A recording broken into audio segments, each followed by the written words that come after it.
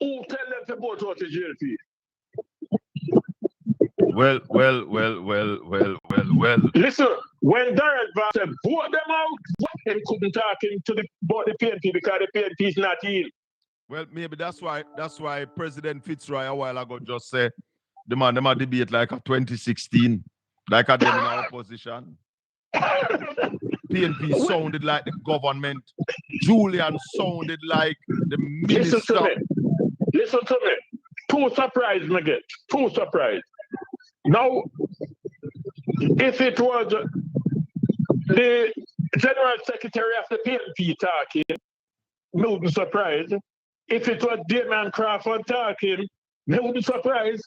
They never know said Julian J. Robertson have them separate lyrics. Hey, the man forward last night. Yes. I had to send him a message this morning. I said, yo. Why? No, man. Really that? Hey, listen, me man.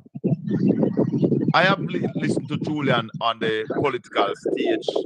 I have watched him in the parliament, but you can know same sharp, you know. I don't know if you remember in his last budget presentation when him said something favorable about point of order, and the man just come back and said the wicked flee where no one pursue it. No, him witty. Hold on. The investigation for illicit enrichment. I am not on the investigation. Can the three of you say that? You have to do something about that. We're not hear it. You have to do something about it. Oh, you not hear it? No, we're not here it. Very low. All right, I can do something about it. Hold on. Yes. Let me touch it up. I don't want it too loud in the studio, but I can. Lord. Yes, Marshy. Wait. Yes. No, sir. Come here, nuts. This too hot. Hold on, the Marshy. Too hot. I know. Hot like a fire. No, sir. Can't so hot. No, sir. Yeah. All right. Let me start it. Yes, Marshy. Yes. Still hot, but let me play it again, Marshy. Hold on.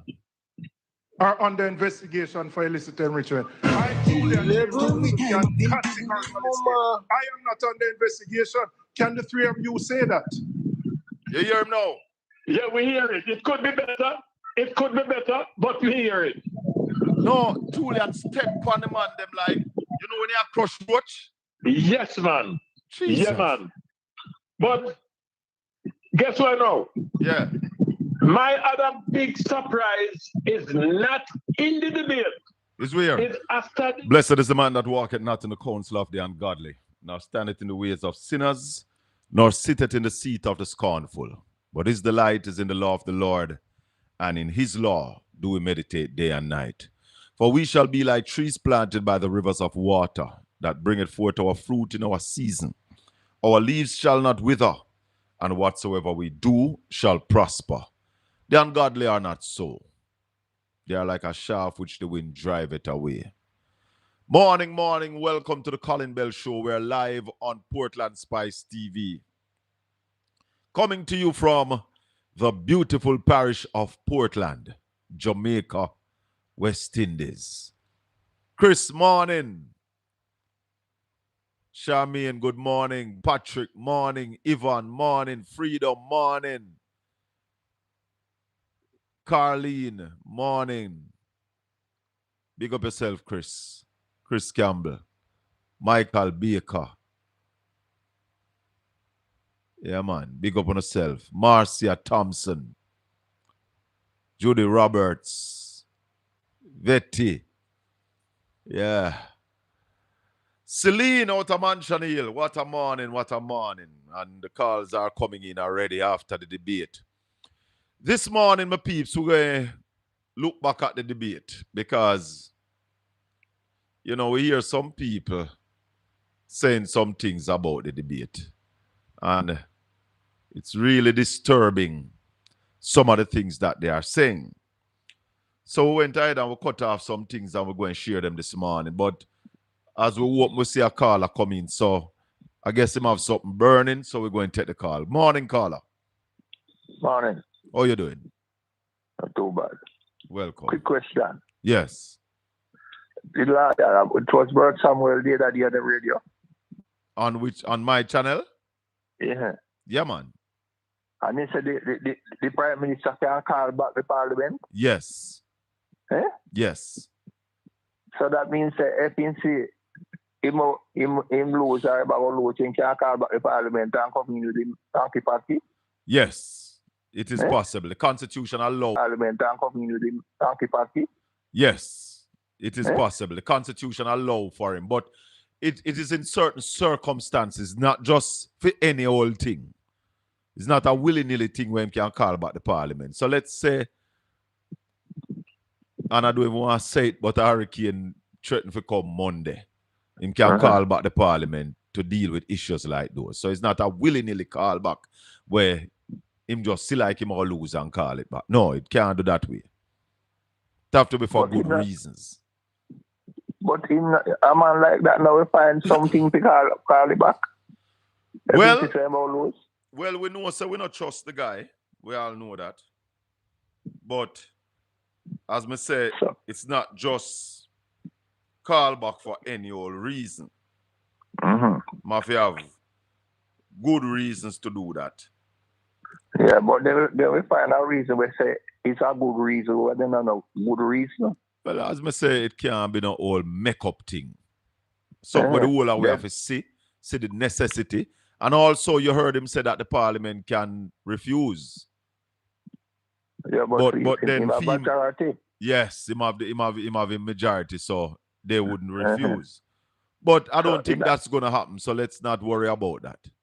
You're not worry about that. Anyway. You hear me now? Yes. So what could the opposition do if him do something like that? Anything legal can be done? Yeah, man, I guess you can take it to court. Anything in Jamaica can be taken to court, you know. All right, sir. Anything you can take to court where, feel pleased about, you can have the court address it. So what do you think about the debate Thursday night? What do you think about the debate Thursday night? My man, they winning one. PNP no win all of them, man. Man, it's three clean love. Let me tell you. You see the Minister of Finance? I've been watching that lady ever since. When she said their education, every ministry she in, when they marks her a question, I'll get the figures. She never can get a figure yet. Let me tell you this. Even no interview. Nobody on the GLP side understands the economy. None of them. Here, when them ask her about the figure, she said the technocrat. What the technocrat says. But you have technocrats that work with the ministers, but you need a minister who can know when the technocrats are telling you rubbish. Yeah? And none of them. And a lot of people don't understand some of the things that Mark Golden said on Thursday night. And I don't know if you heard the program. We brought in Ralston Thursday night to look at some of them. We're going to bring him back this morning to basically help people through some of the things that Mark Golden said, because one of the things happened Thursday night is that Mark Golden was speaking over Andrew Holness's head. And one of the most embarrassing moments of the debate on Thursday night was when Mark Golden had to correct Andrew Holness about the figures. And then Andrew come and talk about when you drink the rum, he tell you you're the best dancer. And no have theme figures. Can you imagine that? His figures. Him come there and have. The Prime Minister was embarrassing. So tell me now. Mark Golden was afraid to tell Andrew Holness say, the PNP give the Labour Party a voice financially. No, but he said it. And that's why you hear him talk about 13 years of austerity. Because the whole thing started under the PNP, even though the GLP tried to refuse it. Yeah, but he should have reported more aggressive. More forceful. More forceful. Want to deal with the people, them too easy. Well, you see... just in a debate, I know me say, finance spokesman kind of get little aggressive. And rough them up. Rough them up. Well, is intelligence over incompetence, you know, my brother?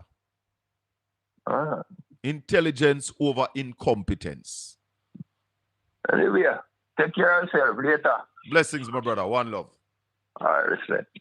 Yeah, man, if you're just joining us, this is the Colin Bell Show. We do it every Saturday morning, right here on Portland Spice TV. It's the biggest talk show coming out of Jamaica on a Saturday morning. And we do it every Saturday morning. We invite you all to call in and share your views. I want some labor right for call me this morning. I know my viewers, hold on, caller.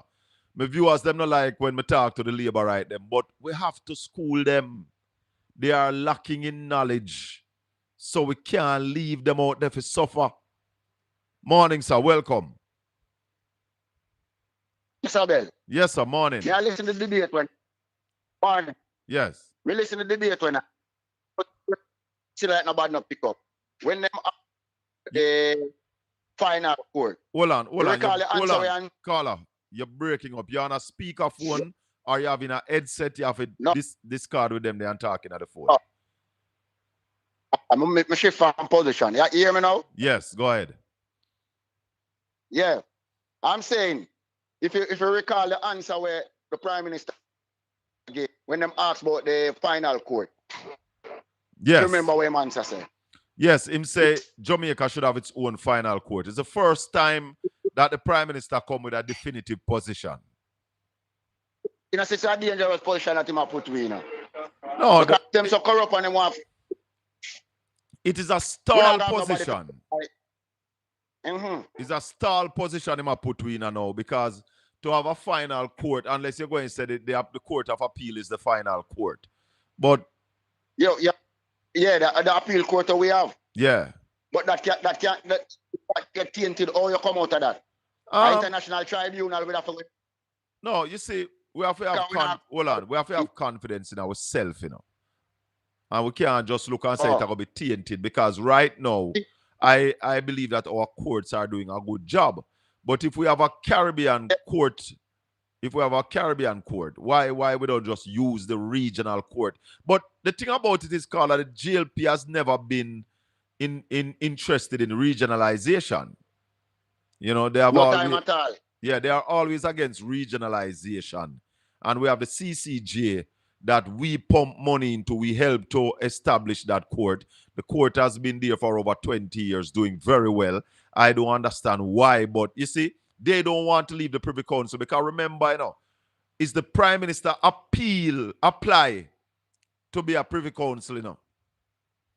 He apply for it, you know, to be a part of the slave masters court. You know? Yeah. So right. And the next thing to me I come to Christopher Tufton. Pong, hold on there. Pong. We do want you forward this morning. Forward up at the place, Pong. Yeah, continue, caller.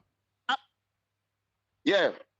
Me did I wonder why the hospital out on Winner Road look like the best kept hospital in Jamaica. You know the hospital?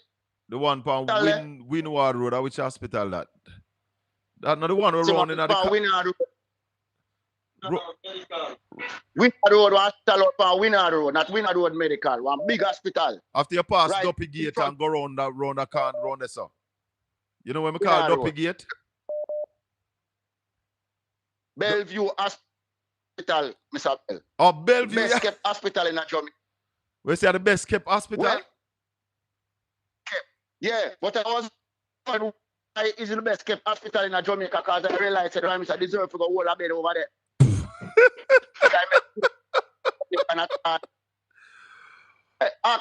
Hey, you want to the wall them pretty, well mural. Ask Pavel all over there pretty. You can't keep our picnic over there, you know.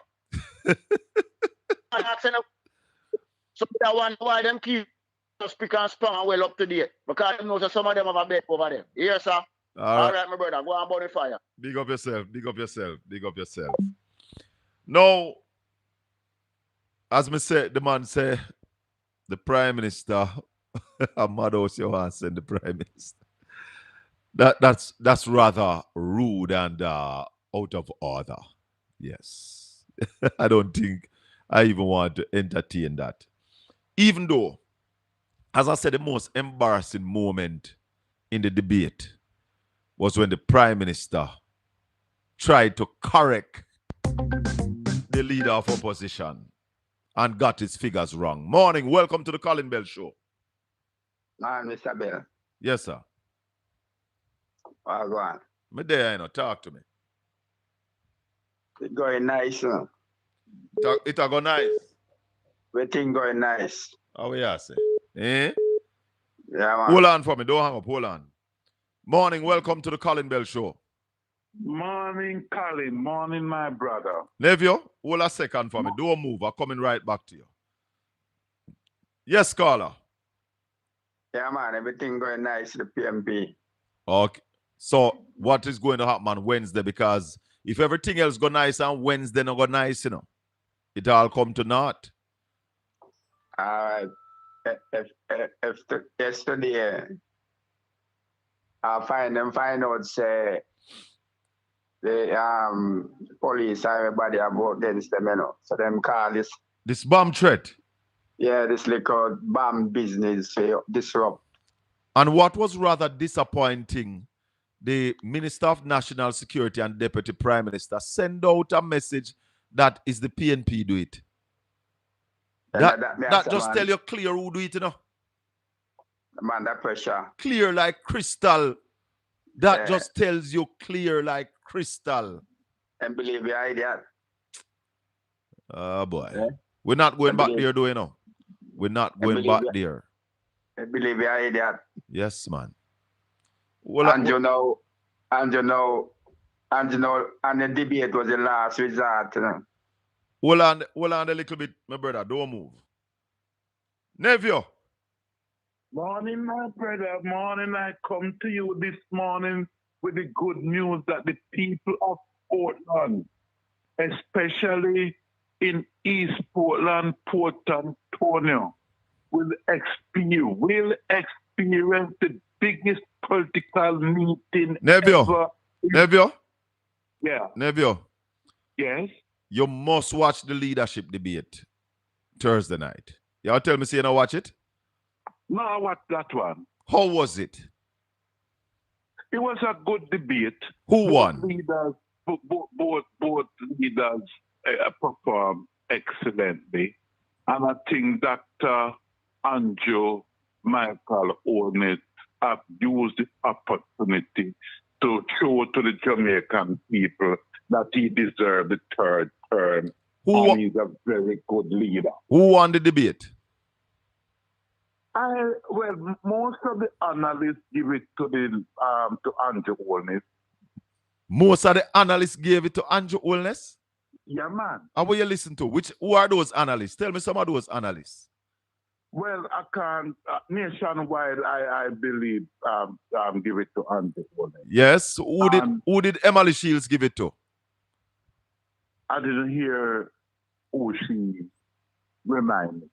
Who did Jody and Quarry give it to? Nephew, this is a program for truth, here? Little more. Yes. Yeah, my brother.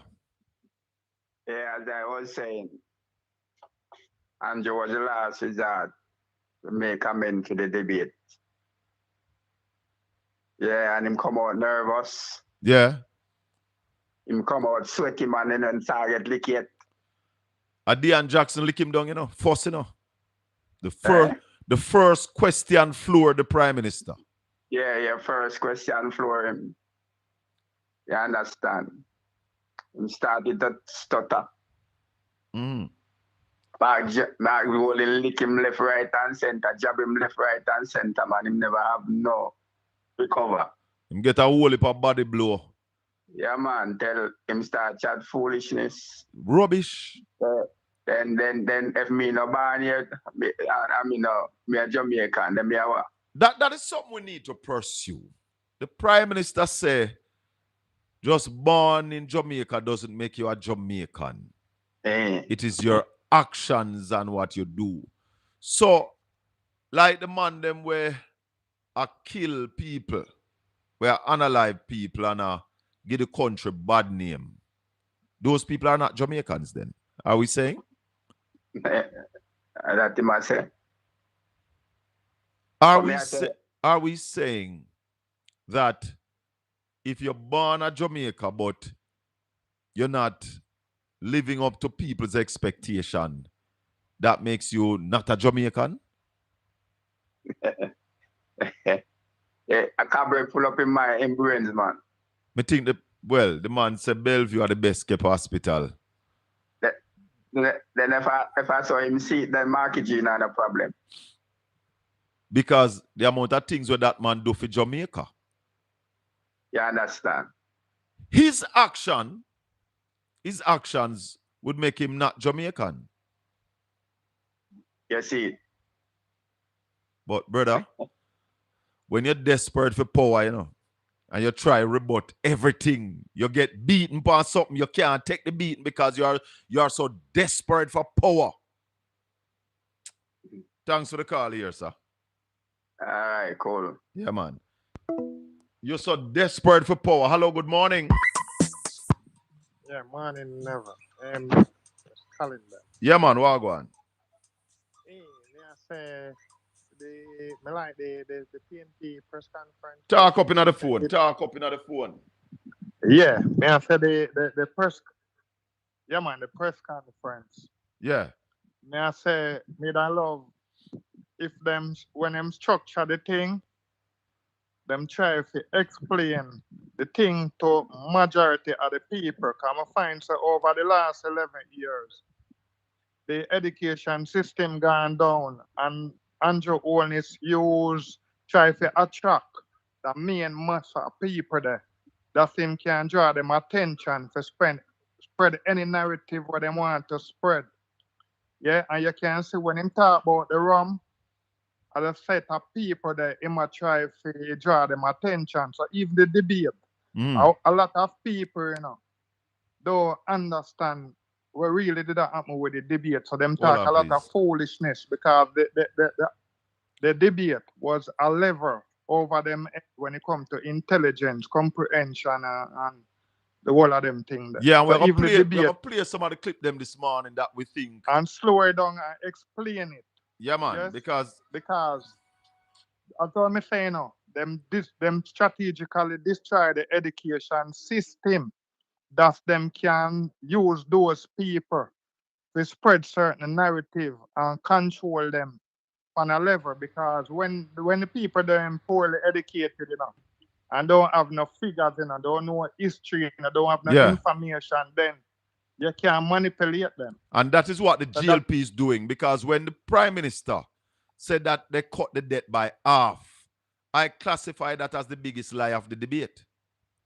Yeah, and where he might try to do where Mark Colin put it in, but as I say, people still asking about it. I'm sure you say in a Portia Simpson, them set the fiscal discipline and put it in the constitution. Yeah, man. That means put it in any law. Successive government have to just follow it. Yeah, and can't breach.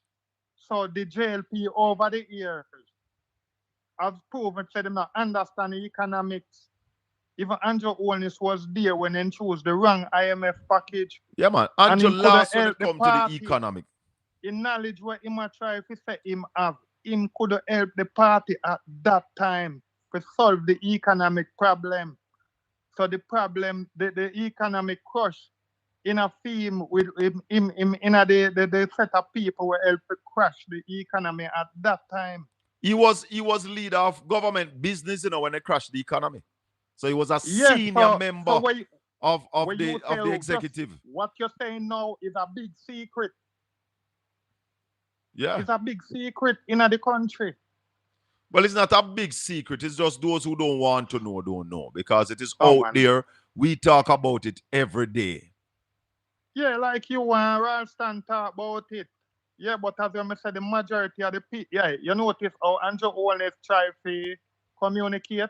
He always have a story where he break down. He have a breakdown story to bring it to the masses. So every time you hear him, it don't have to be true, But he keep creating this story, so boy, him the down here so and he meet one man who say not even on KFC, not even down here. You see But him always I go to the masses, as well we say, keep the people them illiterate on a level, and then you can tell them a lie, because them not going to know if it's true or a lie. Bob Marley ambush in the night, brother. Right. We are so ignorant that every time they can reach us through political strategy, they keep the people hungry. Not just hungry of food, but hungry of knowledge. Starved of everything. Starved of knowledge, because some people not hungry for knowledge. They don't want to know them, just take anything. And notice again how them keep them hungry for food. So you have a set of JLP people where anytime the bus ready with them, they all over the country. Yeah. And make up the crowd. So Yeah. it's like the bus come up for them place every morning and them done business where the bus are go. Just know so you get your $5 grand or your $3 grand. And you jump on the bus. All right, my brother. Yeah, Thanks for the call. PNP them, you don't pay them. Yeah, man. All Thanks right, for the call. respect. 804, good morning. Yes, General. Yeah, man. Wagwan. Yeah, you said something very profound. Good morning to the listeners and good morning, Mr. Ben. You said something very profound a while ago. The question you asked in terms of what you mean by when we said you're not necessarily Jamaican.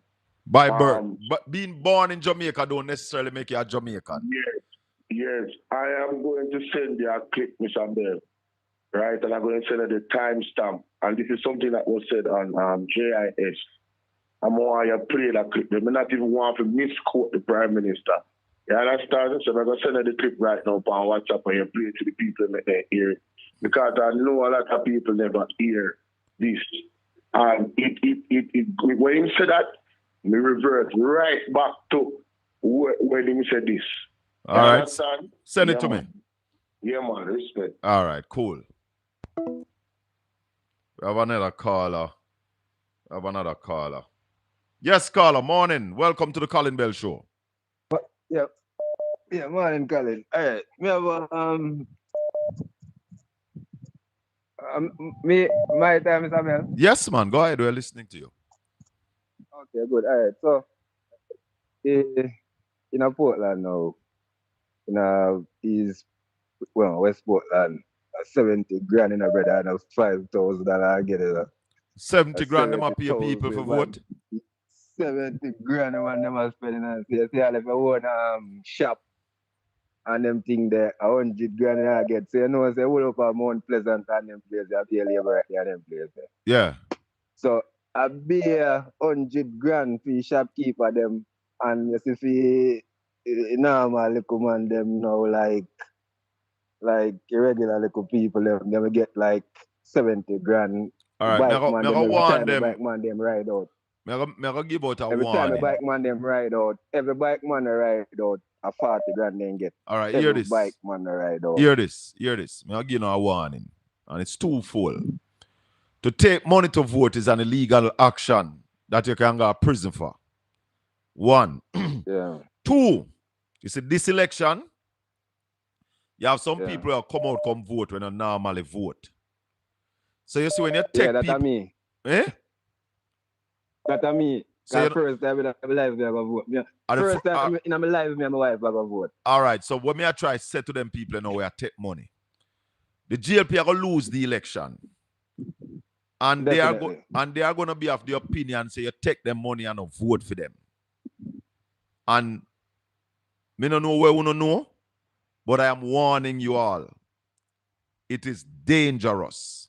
This election, a lot of people who don't normally vote are coming out to vote for the People's National Party, because a lot of people who are well thinking have seen the atrocity of this government, meaning they have seen the wickedness that this government is doing to the country, meaning they have seen that these set of leaders are stealing from us, because when them steal government money and my money and your money, them are thief. And a whole heap of people see it and say it have to stop. That's why we say we are going to rescue Jamaica from these thieves. So people are come vote and the GLP are going to lose. And uno will take the 100,000 and the 70,000. Uno and them are going to have problem. Problem. Big problem, man. So me I want to run them with their money. You see, when a man come to you with money for vote, a slave him take you for, you know.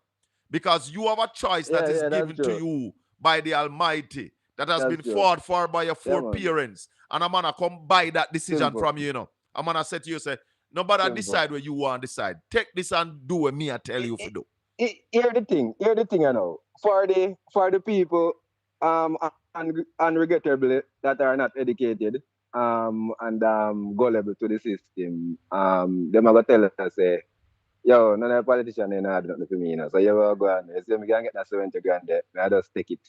And for the next 5 years, yeah, we know say I hate that. So that is the mood among the uneducated populace Yes. who just a think about now. You know what I mean? Yeah, and this is on the ground. This is a funny ground where we are talking about now, speaking. Yeah, And these that- people that who are take money reality for vote, funny ground. nothing about tomorrow, you know. Nothing about them No, children. Yeah. They just Yeah. a think about them Yeah. belly. Yeah, definitely. So that's why I just call up, I just highlight that little thing there because even when I got you, even when I left from Center and I got you, like me I go into Portland and I got you all above the and place, and I realize you know what is, you know, you don't see no orange what you call that now, paraphernalia, you know. You only see labor right Because the thing, labor right, right them tear them food down. The labor rights, they are very angry. yes. They are cross. Simple. So them tear them down. Simple. You know what I mean? All And right. I said, whoa, look at this here, man. Yeah, Look man. at this. Till I mean, I guess Vaz Belly gets so full in Eva, say, all right, after this election, I won't be representing you guys anymore. But Because guess what? his belly got so full. But guess what? Vaz have stopped representing the people of Westport in a long time. It's just that them no realize. Said the man done with them long time. I don't think he has ever represented the people of West Portland. I don't think he has ever. Let me tell you something. Let me tell you something. Hold on. Let me tell you something I look upon as an indictment. West Portland, the man are MP for 18 years. And not even one little scheme with 5 houses the man a bill. No, not even one. You know, when the first time when we come over Portland, we bought a piece of land and did a house over there, right? And when we come to watch him, and when we come over there now, and we see the level of illiteracy and we see the decadence. So I say, you know, we go to and see like most of the people in labor, right? And I say, oh, really? All right. So we start investigating now. We realize, you know, when do we keep the people them really, give them some road work, you know what I mean? Yeah. And I think, every 3 to 4 months, you give them some road work. So his idea of helping you guys is to actually going to chop down the road and clean it up and get a little thing. And all of a sudden, I start your water truck start move. Me see start traverse hill. Enough these days. You know what I mean? All right, my brother. Thanks for the call, though. Yeah, we're moving on. Thank you for the call. Yeah, man. Blessing, man. Blessing. Respect. Let me tell you something. If we don't realize by now that these people, hold on, caller, these people mean us no good, then we in problem. You're watching the Colin Bell Show. We are live on Portland Spice TV. I want to play my first clip this morning. Hold on, caller. There is a song which says, when the rum tells you you're a big dancer. I don't know what the leader of the opposition was drinking. Firstly, the debt to GDP for this fiscal year is not projected to be 60%. It is projected to be 65% thereabouts. That's the biggest embarrassment in the debate, because the Prime Minister never know that his growth council released the numbers. I think it was the CMD the day before. Biggest embarrassment. But let me just take a caller and then I'll go to Ralston. Go ahead, caller.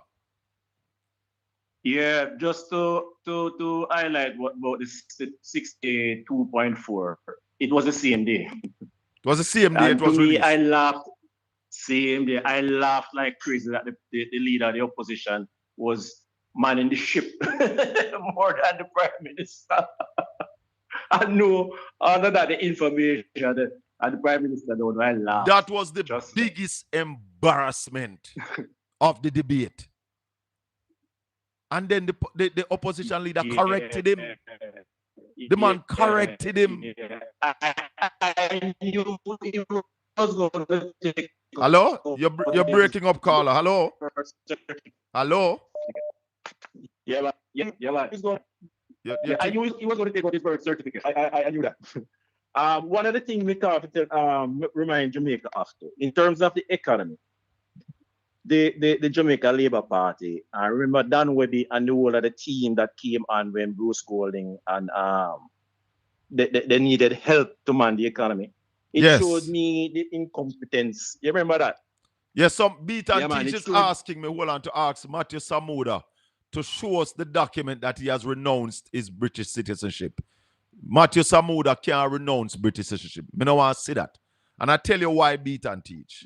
Unlike the Prime Minister, I believe that once you are born in a country, that citizenship cannot be renounced. You are a citizen of that country until death. So Matthew Samuda, me don't need to see Matthew Samuda renouncing his citizenship. The man is a born British citizen. The man was born in England. But you have to renounce that. You can't change where you're born, brother. So, I don't know. I'm not interested in that. Go ahead, Carla. Yeah, man, that's theatrics. Yeah, just read the economy as I was mentioning. Yeah. The team of with Dan Webby and the rest of them. I think it was with Bruce Golding era. It showed me that the Jamaica Labour Party, the ones who sitting deep persons weren't able to manage the economy on their own. And when those guys, Dan Webby and the rest of them, stopped. And most fundamentally, the issue really like, sorry. A loose train. So in short, they don't know what happened Tuesday night where the Prime Minister didn't know the current figures. It just showed me and showed them up big time that they don't know what them are. I said that was the biggest, don't know what them are. That was the biggest embarrassment of the night, my brother. Yeah. That was the biggest embarrassment of the night. From year two of them reign, I mean, I saw the economy not moving. Because the PMP plans them look like them enforced. Yeah. The roads them are continue building them. Then them just run out of ideas. They never have an idea coming in, and they never take the time out to put something together to make the economy grow. So it basically where PMP left it. And it's stagnant. It's stagnant till it starts. It was a lack of vision that caused that stagnation, yeah? Yes. Anyway, I'm going to talk to Ralston, so I'm going to talk about a little more. Yeah, man. Bless up, people my brother. Perish because of lack of it. Yeah, man. If there's no vision, the people perish. Big time. Big time. Dr. Holness, you said on February 7, 2016 in Sam Sharp Square, Montego Bay, within our first 100 days in government, we will start the legislative process to fix the general election date in Jamaica. It's been 3,490 days since. In your May 2016 budget debate, you further stated the country should not be distracted by protracted periods of uncertainty. Yet, that's exactly what happened with this year's election. After 2 consecutive terms in office, you have failed to deliver on this promise. Why? Your research into this matter, I respect the question, is incomplete. At the calling of the 2020 general elections, I explained to the public in Parliament that our government actually started work on fixed election date, and we found that it was inconsistent with our constitutional arrangements. And therefore, we did not include it in our 2020 manifesto. It is no longer a part of our platform. More to that, however, is the fact that in seeking to have all of these previous considerations included, we went about putting in place a constitutional reform commission that would bring all the considerations for constitutional reform under an expert review.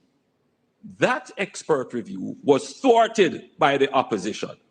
So yes, these considerations were considered from 2016, but the reality of our constitutional arrangement made us take a different route, which is to go to a comprehensive constitutional reform, which was frustrated by the opposition. Over to Mr. Golding to respond. Just before I respond, just to point out that Mr. Holness's data is not current. The Fiscal Commissioner issued a release, I think it was today actually, indicating that with the national system of accounts being updated, GDP has been adjusted, and we're now at 62% of GDP. That's what the debt is at the end of March this year, and we will more than likely achieve 60% this fiscal year. No, please, you're not entitled to do that. The flip-flopping from the Prime Minister is manifest. They were supposed to have impeachment. There's no impeachment. Fixed election day, no fixed election day. Ring fencing the NHT, they have taken over $130 billion out of the NHT. Cannot be trusted. Just reminding that there is a format to the debate and asking the debaters to respect the format to which they. Archie, the only thing me vex with you should have asked Mr. Holness, not the debaters. Is one person try to go against the rule of the debate. That was embarrassing. That was very, very embarrassing. The Prime Minister not knowing the economic figures of the country. Listen again. There is a song which says, when the rum tells you you're a big dancer. I don't know what the leader of the opposition was drinking. Firstly, the debt to GDP for this fiscal year is not projected to be 60%. It is projected to be 65% thereabouts. If the leader of the opposition is depending on growth. So, the Prime Minister missed him argument. Just to point out that Mr. Holness's data is not current. The Fiscal Commissioner issued a release, I think it was today actually, indicating that with the national system of accounts being updated, GDP has been adjusted, and we're now at 62% of GDP. That's what the debt is at the end of March this year, and we will more than likely achieve 60% this fiscal year. No, please, you're not entitled to do that. The flip-flopping from the Prime Minister is manifest. They were supposed to. Why? It is disappointing, and sometime when the caller this morning that says that Bellevue is one of the places where the thing look good. You have to wonder if the man is right, because it cannot be that the Prime Minister of the country don't understand the fiscal issue. There's another thing that I want to play. Hear this clip here. I'm trying to get Ralston, not getting him yet. I know he will call me. And most fundamentally, the issue really is the fact that we are coming to the end of the period of austerity, the period where Jamaica has been for 13 and a half years, steadfastly paying down debt. So that the debt to GDP ratio, which we inherited at 147% of GDP at the beginning of 2012, is now, in this fiscal year, projected to achieve the target of 60% of GDP. Once that happens, we no longer have to reduce debt as a priority. We just have to maintain that debt profile. That will release resources of 2.5% to 3% of GDP, which is close to $90 billion of additional resources, which no longer have to be part of your primary surplus target. So we will be able to fund our program quite comfortably come April next year when the fiscal year starts. This is what I think a lot of people never understand. This part of the argument. A lot of the questioners didn't understand it. Andrew Holness didn't understand it. But people remember, Mark Golding was opposition spokesman on finance under the first GLP administration. Vetty saying, Colin, you can renounce your British citizenship. I know legally you can. But if you're born somewhere, you can't say you never born there again. You can't lose that. That's the argument that I make. But it is not required. And no, it is not required. And that's why Marky G consulted if him should have give up his British citizenship, because the law of Jamaica, the constitution, allow a British citizen to sit in the Jamaican parliament. So Matthew Samuda no really need to give it up. It's just semantics. But the argument, my kind of argument, is that once you are born in a country, that can't take away from you. That can't change. So you renounce it today, and tomorrow you go back to Britain because you are born there. Hold on, Sir Alia. Yeah, Raleigh. All right. You want me to call you back or all right. Yeah. So that's what we are talking about, people. When me say, me no in this, when you're born somewhere, me not in this giving up the citizenship. You see, like Mark Golden whenever born there, you can give up that. Hold on. Because I don't know if Mark Golden can get it back because Mark Golden's father is not alive anymore to help him to get it back. So that's a different thing when you're born somewhere, brother. Nobody can question your citizenship of a country that you are born in. That is without question. Nobody can question that. And then you're born, your neighbor. You understand? Raleigh, morning. Morning. No, Raleigh, some of these things we go through them already, but people are always listening, we never hear. I want to play about this clip here from Mark Golden, and you explain it to the people for me because a lot of people don't understand it. When Mark Golden has said, oh, we can fund this 3.5 million. Let me just play the clip again. I played it already. Here it goes. Let me just play about this clip. And most fundamentally, the issue really is the fact that we are coming to the end of the period of austerity, the period where Jamaica has been for 13 and a half years, steadfastly paying down debt. So that the debt to GDP ratio, which we inherited at 147% of GDP at the beginning of 2012, is now, in this fiscal year, projected to achieve the target of 60% of GDP. Once that happens, we no longer have to reduce debt as a priority. We just have to maintain that debt profile. That will release resources of 2.5% to 3% of GDP, which is close to $90 billion of additional resources, which no longer have to be part of your primary surplus target. So we will be able to fund our program quite comfortably come April next year when the fiscal year starts. Yeah, Raleigh, explain that to the people of the world for me. All right. One of the reasons why we have to change the government is that the Prime Minister and the Finance Minister don't know nothing about finance and them don't know nothing about economics. All right. We could go back to that. Now, having said that, Peter Phillips, Portia Simpson, me, Richard Biles, and the rest of the people from EPOC, what we had agreed to is that a primary surplus is simply the amount of money we put aside to service the debt. When the debt is high, we have to have a high primary surplus. So we have to use most of the revenues to service the debt and can fix up the infrastructure and pay the people. It became worse because Nigel Clark used to pay the debt faster than all we need to pay it, so we'd have less money to deal with them thing there. The debt to GDP is almost 60% now, 62%. The Prime Minister never even know the latest numbers. GDP, or the total value of everything we have produced, is projected at $3.482 trillion this year. $1 trillion is $1,000 billion.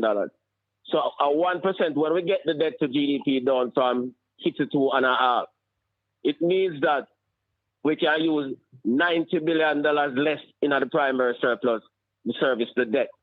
Yeah, so when we reach 60%, we're not going to further. We can just keep it at 60% because that is what we did agree to.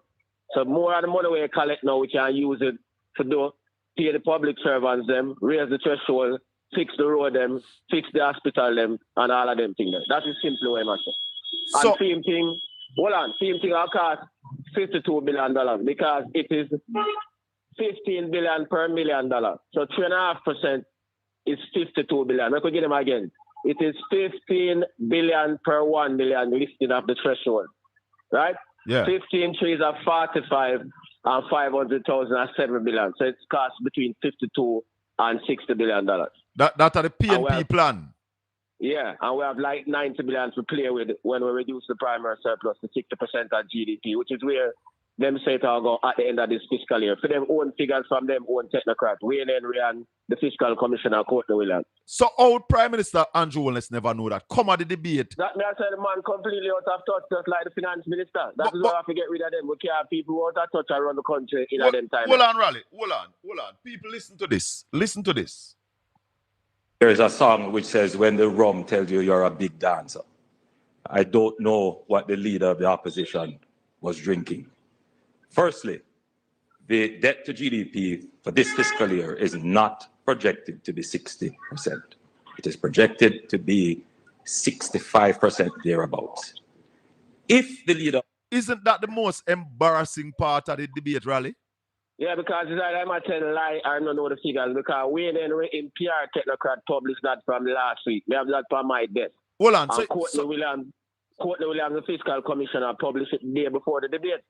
So hold on, you're the Prime saying Minister asleep or I'm a tell lie. so you're saying Wayne Henry put that out from last week, and Wayne Henry figure the Prime Minister love. Yeah, well, Director General of the Prime Suit of Jamaica was the Prime Minister's favorite technocrat. So he put it out from last week, and then the commissioner of the fiscal commission. I'm going to explain to the people. The fiscal commissioner, the man who succeeded we as the members of the EPOC, Economic Program Oversight Committee. So I put in this body. Yep. And the commissioner on Wednesday said GDP is at 62.5%. Precisely. And it is projected to reach 60% by the end of the fiscal year, and the Prime Minister never know that I'm coming out of the day. So you have the money around the country. And the fiscal year ends April. Yep, March 31. March 31 of next year. Yeah, man. And when Mark Wolin said, him say Mark Wolin a drink rum. Yep. Is he drinking the rum? Maybe I might drink rum. That's because you can around the country and you don't know them something. Your own people and put it out and you don't know it. Your own technocrat and your own fiscal commission put them out and you don't know them something. You know, to say man I done, so I might drink rum or something, I might tell lie. One out of the three, I done, I might drink rum, I might tell lie. Yeah. All right, Raleigh. Nobody in the debate asked how the GLP was going to fund their 10%. Precisely, which is kind of strange. I tell you about the bias of the analyst community. Yeah, it's kind of strange. And even the private sector, nobody asks them how they are fund for them things. Yeah. But you say, and the person who asked the question in the financial debate, economical debate, said it's going to cost $130 billion. Yeah, because you know, just like me, because we are the business editors that are tracking the figures. All Edwards is a good business editor. Oliver Clark bring him down from England to run the Financial Gleaner a couple of years ago. He used to run Observer Business and them things. So he know where I go on. Oh, so it's a figures man. Yep, just like me. I'm going to tell you how we calculate it. Yeah. Income taxes are projected at $339.5 billion this year.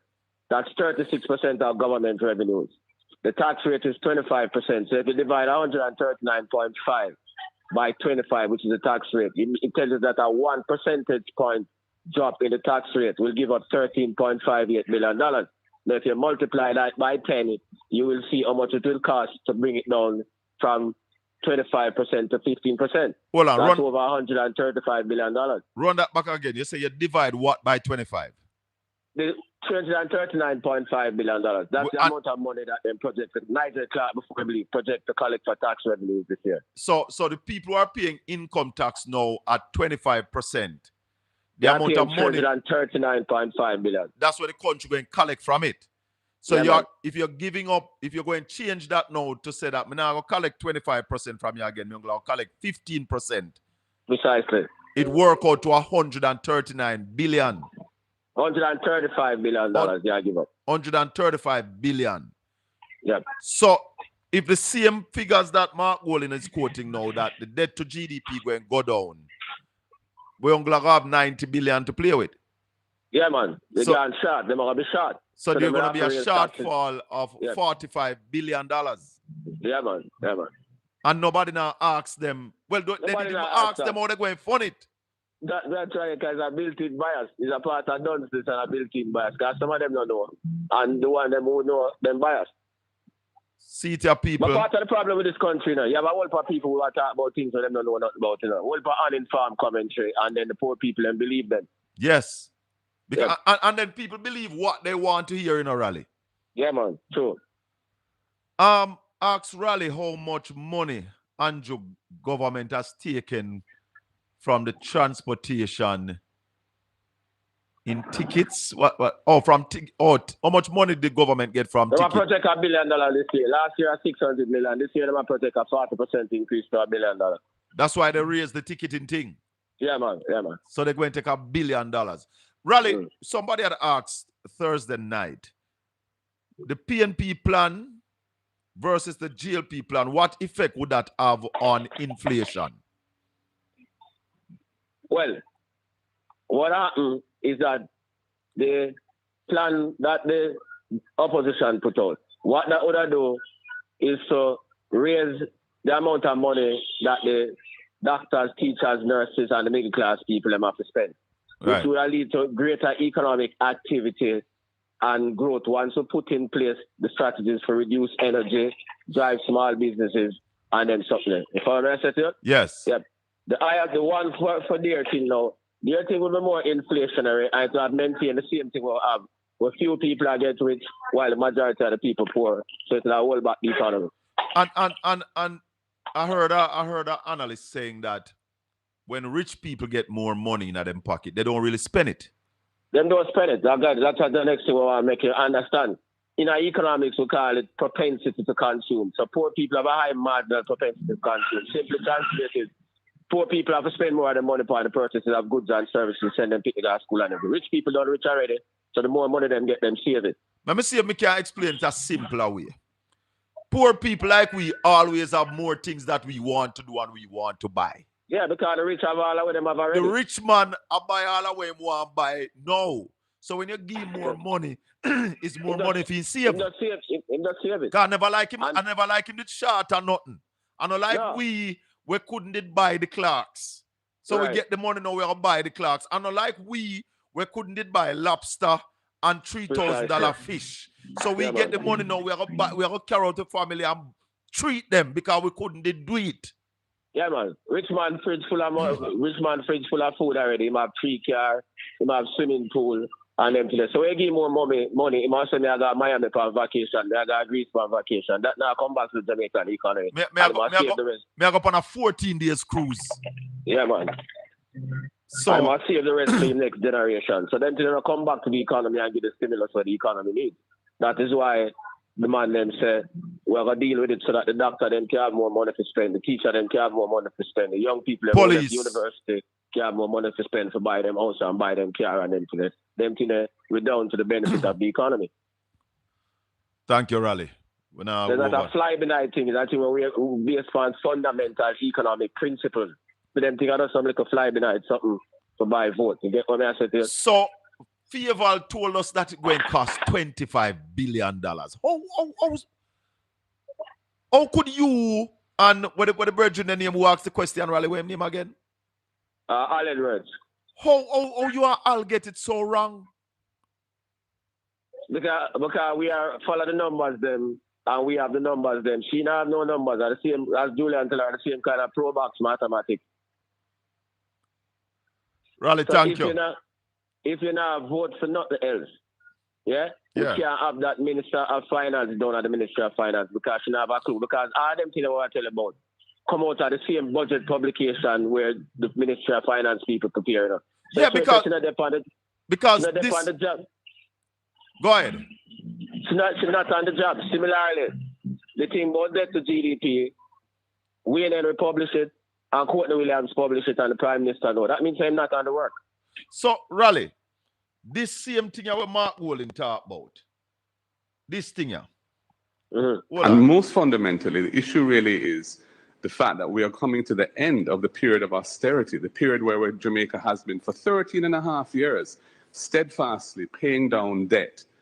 So that the debt to GDP ratio, which we inherited at 147% of GDP at the beginning of 2012, is now, in this fiscal year, projected to achieve the target of 60% of GDP. Once that happens, we no longer have to reduce debt as a priority. We just have to maintain that debt profile. That will release resources of 2.5% to 3% of GDP, which is close to $90 billion of additional resources, which no longer have to be part of your primary surplus target. So we will be able to fund our program quite comfortably come April next year when the fiscal year starts. All of that Mark Wolin said a while ago is in their documents, the government documents. It's in the government documents, the revenue statements, the fiscal policy paper, the expenditure paper, all of the paper that Nigel Clark put out before him leave. It's in all of them paper. It's in the IMF paper, it's in the World Bank paper, it's in the IDB paper, it's in the Bank of Jamaica paper, it's in the Planning Institute of Jamaica paper. They're not on the job or them lying to the people, one out of the two, which means we need to get rid of them. Is it the reason why they are so attacking the 3.5 because it is a big thing and they think this might cost them the election? Yeah, man. Yeah, man.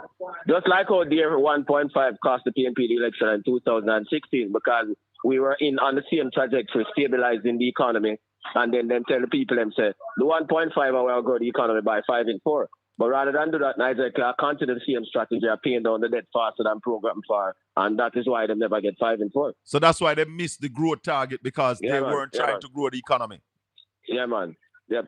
It was about paying down the debt for Nigeria to look good to get a job at the IMF. Precisely. So they using the same trajectory. Using the country's resource for personal reasons. Yeah, what Mark is doing now is changing the trajectory. So we're doing enough of that now. We're almost reached 60%. A time for the people to get some food. Growth has to be the priority now, not debt servicing, because we hit the target basically. So we just pay what we need to pay on our debt and move forward. Maintain the 60%, yeah, and just move forward. Raleigh, thanks for as you go forward, the 60% get smaller and smaller because the bigger the size of the economy, the less the debt will be as a percentage of the economy. So if you concentrate on growth now and move GDP to $5 trillion, debt gone down to 35% and 40%. You follow me? Yeah, you get stronger. So when you get stronger, you can carry more weight, you know. Of course. One final thing before you go, Raleigh, because and we talked about this the other night. The Prime Minister said that they cut the debt in half. And I am not assuming what the Prime Minister mean or what he wanted to say. I am dealing with what the Prime Minister said. Hold on, I want to find it. Here it is. Here it is. I lead on your behalf has cut the debt in half. Hold on. The administration that I lead on your behalf has cut the debt in half. Ralston, just explain to my listeners and my viewers before you go. The man saying cut the debt in half. Is that true? No, that's not true. And again, it shows the confusion about the economy. The debt to GDP, or the debt as a percentage of the value of the economy, has been cut in half. But the debt itself is higher than in 2016. The debt is $2.3 trillion. $1 trillion is $1,000 billion. So you have to have a 1,000 billion to have a trillion. So the debt is 2.3 trillion coming from 2 trillion, but the debt to GDP ratio is cut by half. Thank you very much, my brother. Have a good day. Yeah, man. Blessings. Yeah. Blessings. Yeah, man. You see, my people, let me tell you something. You have people who try con people. And the Prime Minister, Ralston said 3 things. Is either drunk, dunce, or telling lies. The debt is higher than where it was in 2016. The debt to GDP now, the debt to the gross domestic product, that has been cut in half. So the Prime Minister, Dr. Andrew Holness, we have to hold him based on what him say. Based on what he said. Let's go back to my callers now. And we're taking all the calls, all the questions. And I want to talk to Ed Boy this morning. Morning, caller. Welcome. Morning, Mr. Trumpet. Blessings, man. Yes. The debate with Mark Colin and Andrew Holness. Yeah. You know that? Hello? Yes, man. I'm hearing you. Right. You notice when Mark Colin take out him birth paper. No. When them say must shake hand, look back on the clip and look how Andrew Holness look. Like him just hold him hand. After Mark Colin shake him hand and let it go. It's like him hold on him head and just put him on like him and say, Lord, what is mean now? Check it back. Yeah, man, I see it, man. Him give up, man. I saw it. Yes, like you say, defeat. Defeat. Just look on it. Look back on the video. It's like a sign of defeat. Like you must say, ratted what this mean. I get myself in a man. Yeah. You know? And next thing, what me like Mark Colin to do. The PNP in general, it's like all this back to school come. Yeah. We know them are going to use the back to school as an advantage because that is their plan. Them are going to try to go around and see if them can give a little thing here and there. So we just hope that each the representative for the PNP, if they can, give a little here and there, if we could counteract them so that but hold on. like Caller. They are using government funds, my money, to give people right now. They have a program what they call Solidarity, where you hear them out there tell you if you got the MP office. This government is vulgar and disrespectful. In the middle of an election campaign, they have your money telling people to come to the MP office to sign up to get $20,000. The people of Jamaica must vote out this government. They are disrespectful, out of order, vulgar. If I start with all the adjectives, I'm not going to stop. It is rather rude, my brother, what they are doing. But you see what happened now?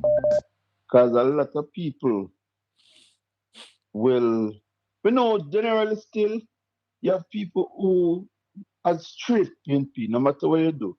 You know them are going to vote PNP. You have the little one them out there. Well, I am calling on all Jamaicans for this election to choose Jamaica and vote out this government. Darrell Vaz tell you, vote them out.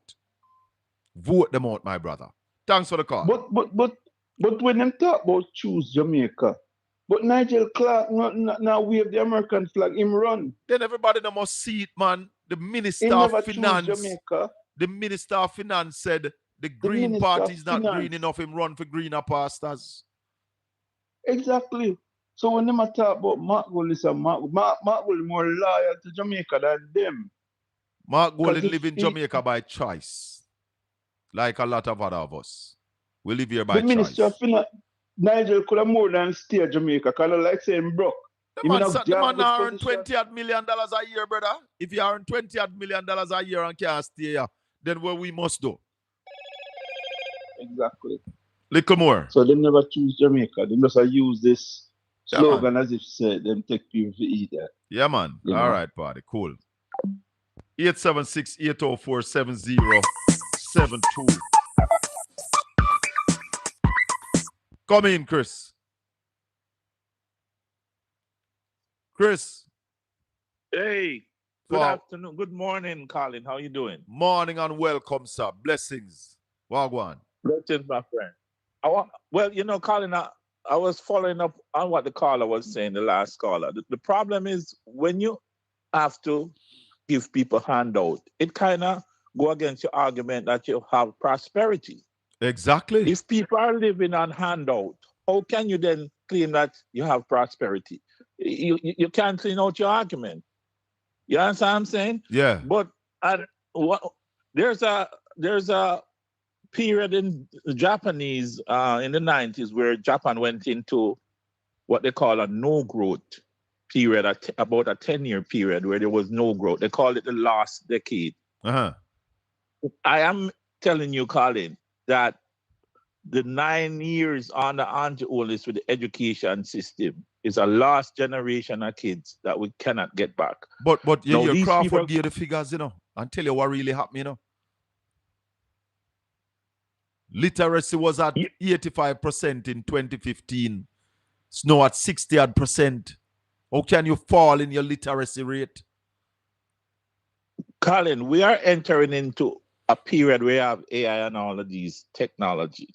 And we are going the other way in terms of educating our people. How are we going to compete in the global community? If you look at a country even like Barbados, where they have a literacy rate about in the high 80s to 90s. I think it's in the 90s. You understand? Yeah. Yes. And you look at where we are at, where only 18% of our students was able to pass the exam the year ago or so forth. I do not understand how this man can come with a straight face and talk about Singapore and aspiration to be like Singapore. No. When the two things that... Continue, Chris. Go ahead. Yeah, the two things you need to achieve anything like Singapore is low levels of corruption and high level of education.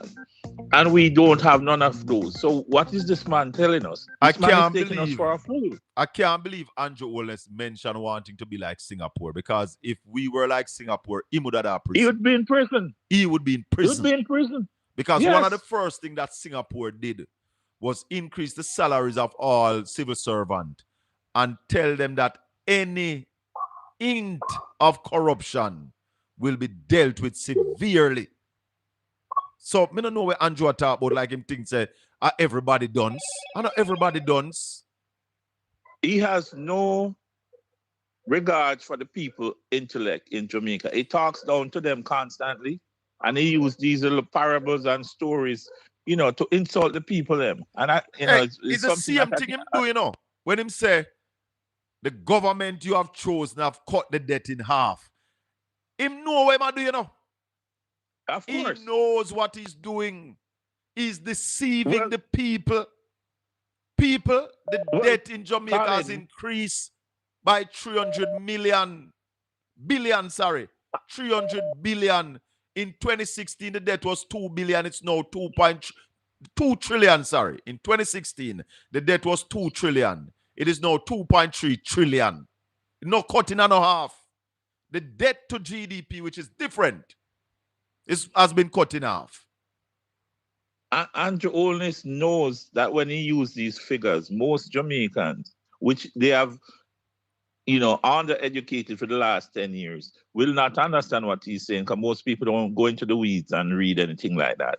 So he's deliberately confusing the people standing up there, you know. But, Colin, I just want, when Mark Golden win, one of the things I want him to do is to reach out to everybody in the country and let them know that he's going to govern for the people. Yes. And I want him to try and break this tribal mentality what we have in Jamaica, where I have to lose for you to win. We cannot go forward as a people with that kind of mentality. So I want Mark Golden to really take a time after he wins to really try and reach out to everybody, especially the labor rights, and let them know that he'll govern, not like Everald Warmington. That's it. The money what him have will not go to the PMP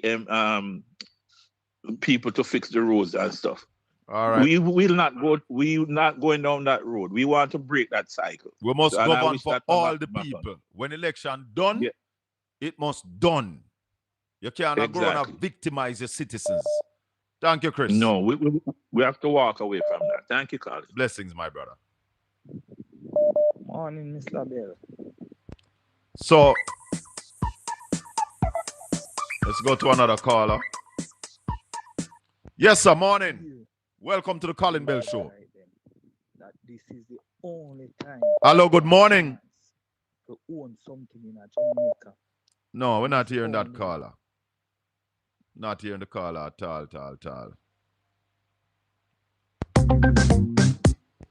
Hello, good morning. Morning, Colin. Yes, Junior Wagwan. What me there? What's your debate? Yes, man. So Mark Golden son of a lecture room full of cow. Him do what? His son of a lecture room full of cow. Full of cows? Yeah, man, COW. What would that mean?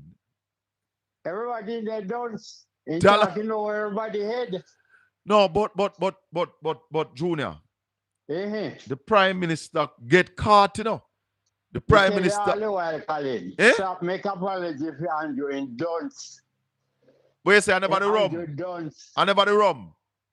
No, and the rum. Oh, I make. Yeah, and DNA. Let me tell you something. Yeah. You see, all of what you hide and pretty up for your program. Yeah. You know, see, the reality, little now. A bright, Mark Golden, bright, they live right there, you hate me now. It's obvious. It is obvious. A bright, Mark Golden, bright, they hate him. Junior, this to me shows, I don't know. I mean, I understand. Me hear some people talk, see some things in a social media.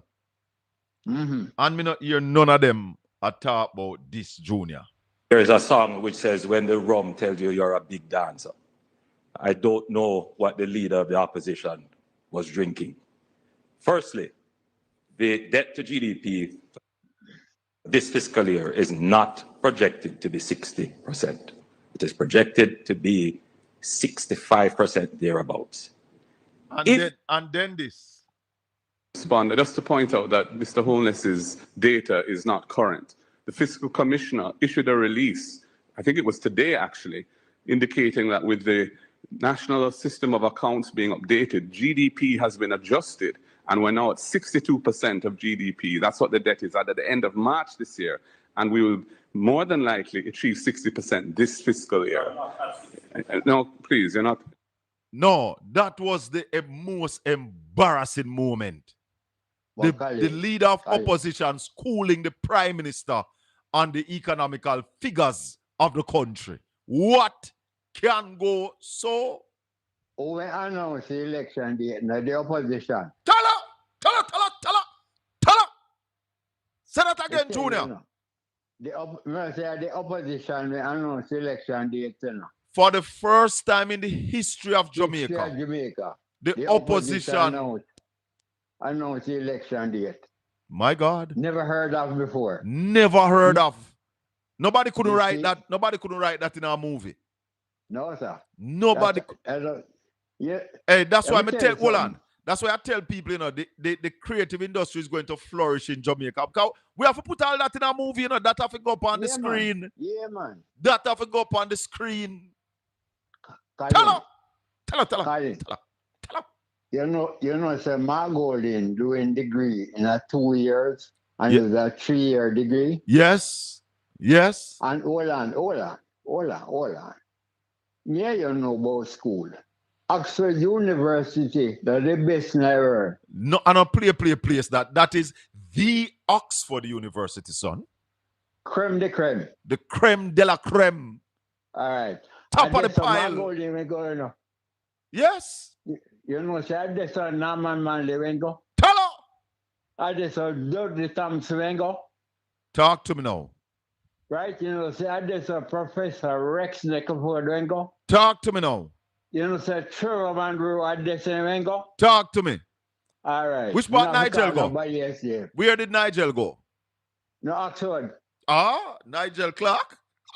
Right. All right. What you say, how life go? Every time we try to hold back and hide and pretend, the man show him ability far above the rest of them. Listen. My friend Dion, Dion embarrassed herself, you know.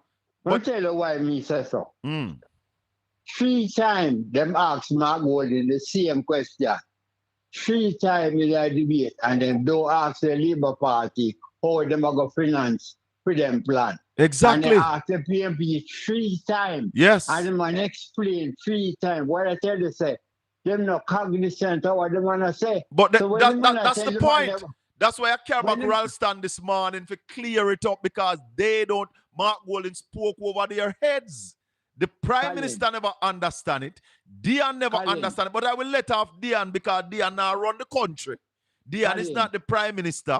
Dion never claimed to be no finance minister. So I will let Dion off as a journalist just asking questions. Yeah. But what I say, why ask the question 3 times? She's a lawyer. Don't ask a question why you don't know the answer to. Exactly. Right? And they ask man 3 times and man keep explaining. Colin, them don't have no idea what is primary surplus. Them don't know. Them don't know what MPC means. Them don't have no idea. So it don't make no sense to go up there and ask someone a question and you will say the man no. It don't make sense. They don't even understand the gross domestic product. Yeah, all right. We don't have to go so far. Anyway, look on the next thing now. You remember the argument all the while, they really go against Siaga because Siaga went white? Yes. You remember the argument? Yeah. All right. We're going to ask you a question, Colin. But it wasn't because Siaga was white. It was about because Siaga never born you. No, but the point I'm trying to show you is that we sang a song by Leader Barnia. But Desmond McKenzie come out the other day and say we are lick Siaga because Siaga white. No. Right? That wasn't the case. No, but let us be realistic, Colin. How can you be cussing, say, the man white and Edna Manley was Nama Manley wife and Michael Manley mother? You understand what I say? So how come you cuss white? No, we need a cuss white. We were saying that Siaga was not born here and therefore should not be prime minister. Hold on. While we were saying that, Desmond McKenzie and him surrogates were saying that we are cussing man because white. Someone here show you know, say it would make sense. I talk about the man and white because remember say keep them on Eli Matalan where Eli PMP, you know, white man them. Of course. Who and Bill Portmore, no Matalan. But you see Desmond McKenzie. Hold on. Desmond McKenzie. Listen to this. Desmond McKenzie. The JUTC for the first time in many years has made a profit. Them no one we talk about. That's a lie. Hold on, let me play one more lie from the GLP. Because they love tell lie. There is a song which says when the rum... No, not that one, the Prime Minister. The lie where you tell me one play. Hold on.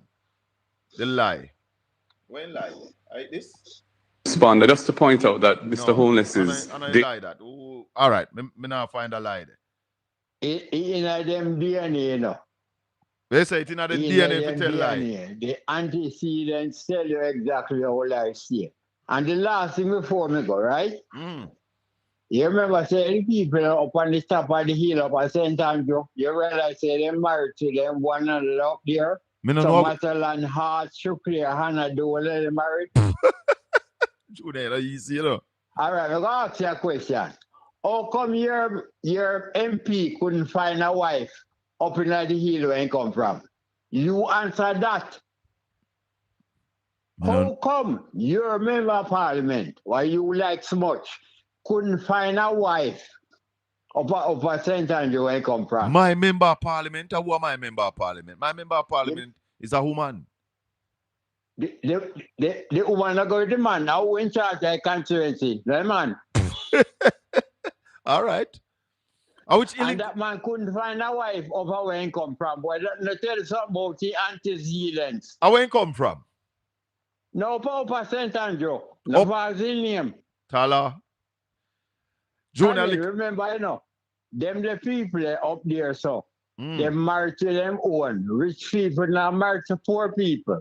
That no happen. Because they keep the money in a circle. Yes. So Matalan married to Hart, to Shikliger, to Hannah, to Isa, and Isaac. And them the name they married to. Oh. So how come him couldn't get no wife up there? When I look on them something that before the Susan MP, you know. Tell her. All right, Junior, little more. Something. All right. Little cool, more. Really. Cool. The administration that I lead on your behalf has cut the debt in half. That's another lie. Why these people are so lying to the Jamaican people is what make them can't tell we lie so. Why them not have little respect for we? Them just get up every day and tell we lie. Just get up every day and tell we a whole heap of lie.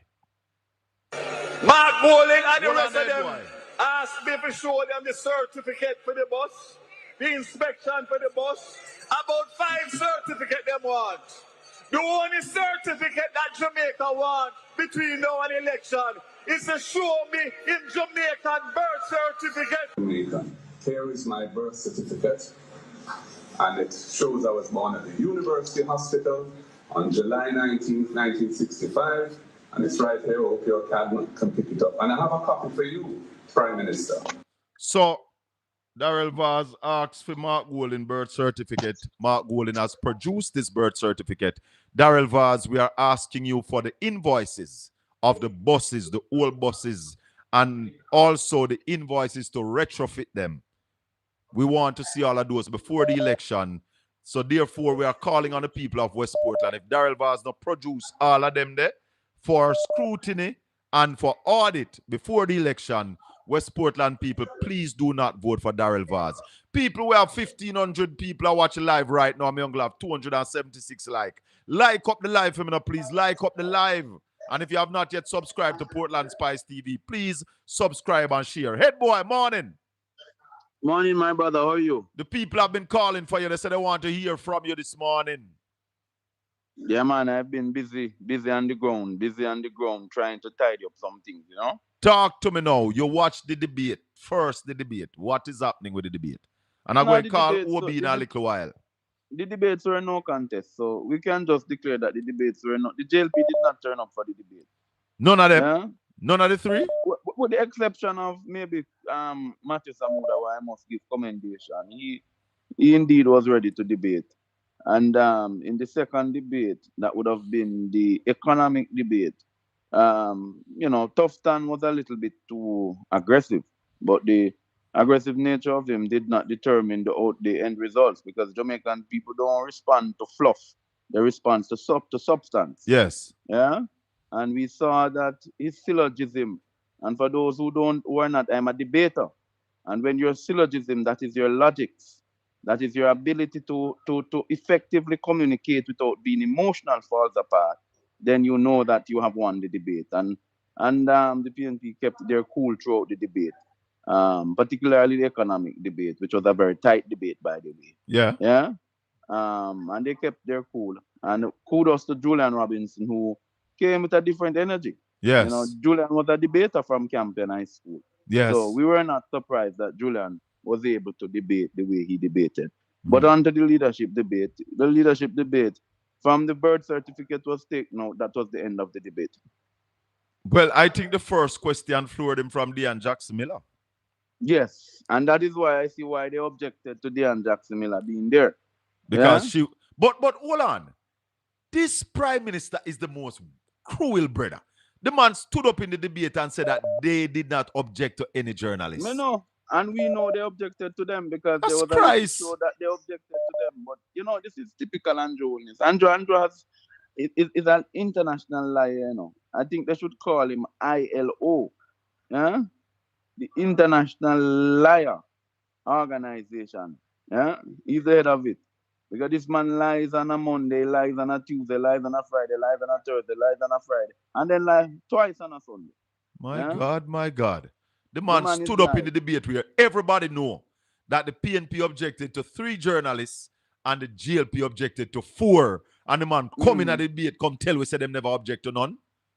Well, but you see what happens is that debate, he was so knocked out and beaten up that I don't think at some point, the Prime Minister, I think he should be put on suicide watch. Because based upon the way, when he lost the election in 2011, anybody who was very close to him then can tell you, he stayed home for about 3-4 weeks. He didn't go anywhere. He didn't interact with anybody. He didn't want to see anybody. He didn't want to talk to anybody. Yeah? So I am suggesting that the Jamaica Labour Party put their former Prime Minister on suicide watch.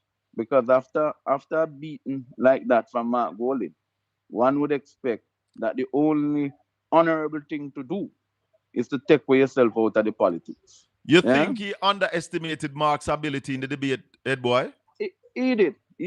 And he did the same thing to Portia in 2011, and she floored him. So I said to somebody, this is 2011 all over again. It is, in every single sense of the word. It is 2011 all over again. So if you look at what happened in 2011, he went to the debate and underestimated Portia, and the pundits gave Portia the win. Ed boy, you're on the ground. How is it looking to you? We did some calls on some of the seats. Are you satisfied that those seats are holding true to what we looked at earlier? I am satisfied. Based upon where I've been around. I actually was around your side yesterday. I have been down in St. Ann. I've been here I've been around Western and Southeast and Central St. Mary as well. I have not been into St. Thomas in Region 2 as yet. So I can safely say, based upon what I've seen in St. Ann, St. Mary, Portland, that my predictions are holding through. And that I am yet to see St. Thomas, but what I'm hearing in Eastern is very good. I need to take a look. I might see Western and Eastern on Monday, and then I can confirm that Region 2, which I've been speaking about, particularly Region 2, that the Region 2 seems to be in very good hand. Without saying much, I'm expecting the predictions that we gave to hold. I'll keep it at that. All right, Yeah? then, boy. Thanks very much. Anything else you want to throw out on my listeners? Yes, there is a very interesting number that I'm looking at. So I am seeing a voter turnout of 54% yesterday. Yes. And the EOJ now responded this evening to say, oh, nobody should claim. Essentially, as if this morning, essentially as if they're saying the PNP's press release. Well, not really press release. The General Secretary has put out a thing and say if these numbers were to hold, we would hold in 47 seats. We would win 47 seats if these numbers were to hold. So, yeah? EOJ come into that now? Because I tell you, the EOJ I have never seen the EOJ so political yet. Let me use a perfect example of how political the EOJ is. In particularly in St. Mary, what you see happening now, for example, is when hold on. I just see a message come up in the chat room, and I remember that I saw something in my phone that EOJ is saying that release that came out under their name is fake. That they didn't put it out yet, boy. Okay, so thank you very much. So, because I would have found it quite strange that the EOJ would have had time to respond to a political party statement. Typically, the EOJ is so bogged down by preparations for the elections. But what I'm saying, Colin, from what I'm seeing, if the 54% were to stand, what would have happened with the 54% is that 54%, if it were to stand, and we were to translate it into the larger population, remember now that we'll be talking about somewhere between 49 and 50. Yeah? What was the voter turnout in 2011? It was in 2011 it was 48%. Oh, okay. And that is why I know that based upon what the polls keep on showing, that the People's National Party will have about an 8 or 9% advantage. When I look to the close polls, I'm referring to the voter intention polls. Yeah. That in some seats there's an 6, 8, and 9% swing. If that swing were to hold, and you have about 50, give or take, I think I'm expecting to see us somewhere within the region of. I've always been predicting 42 to 43. I think with this swing that I'm seeing on the ground, we can go up to 46 to 47. Yeah.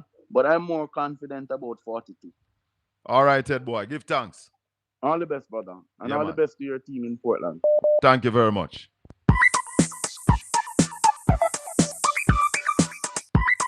Hello, good morning. Welcome to the Colin Bell Show.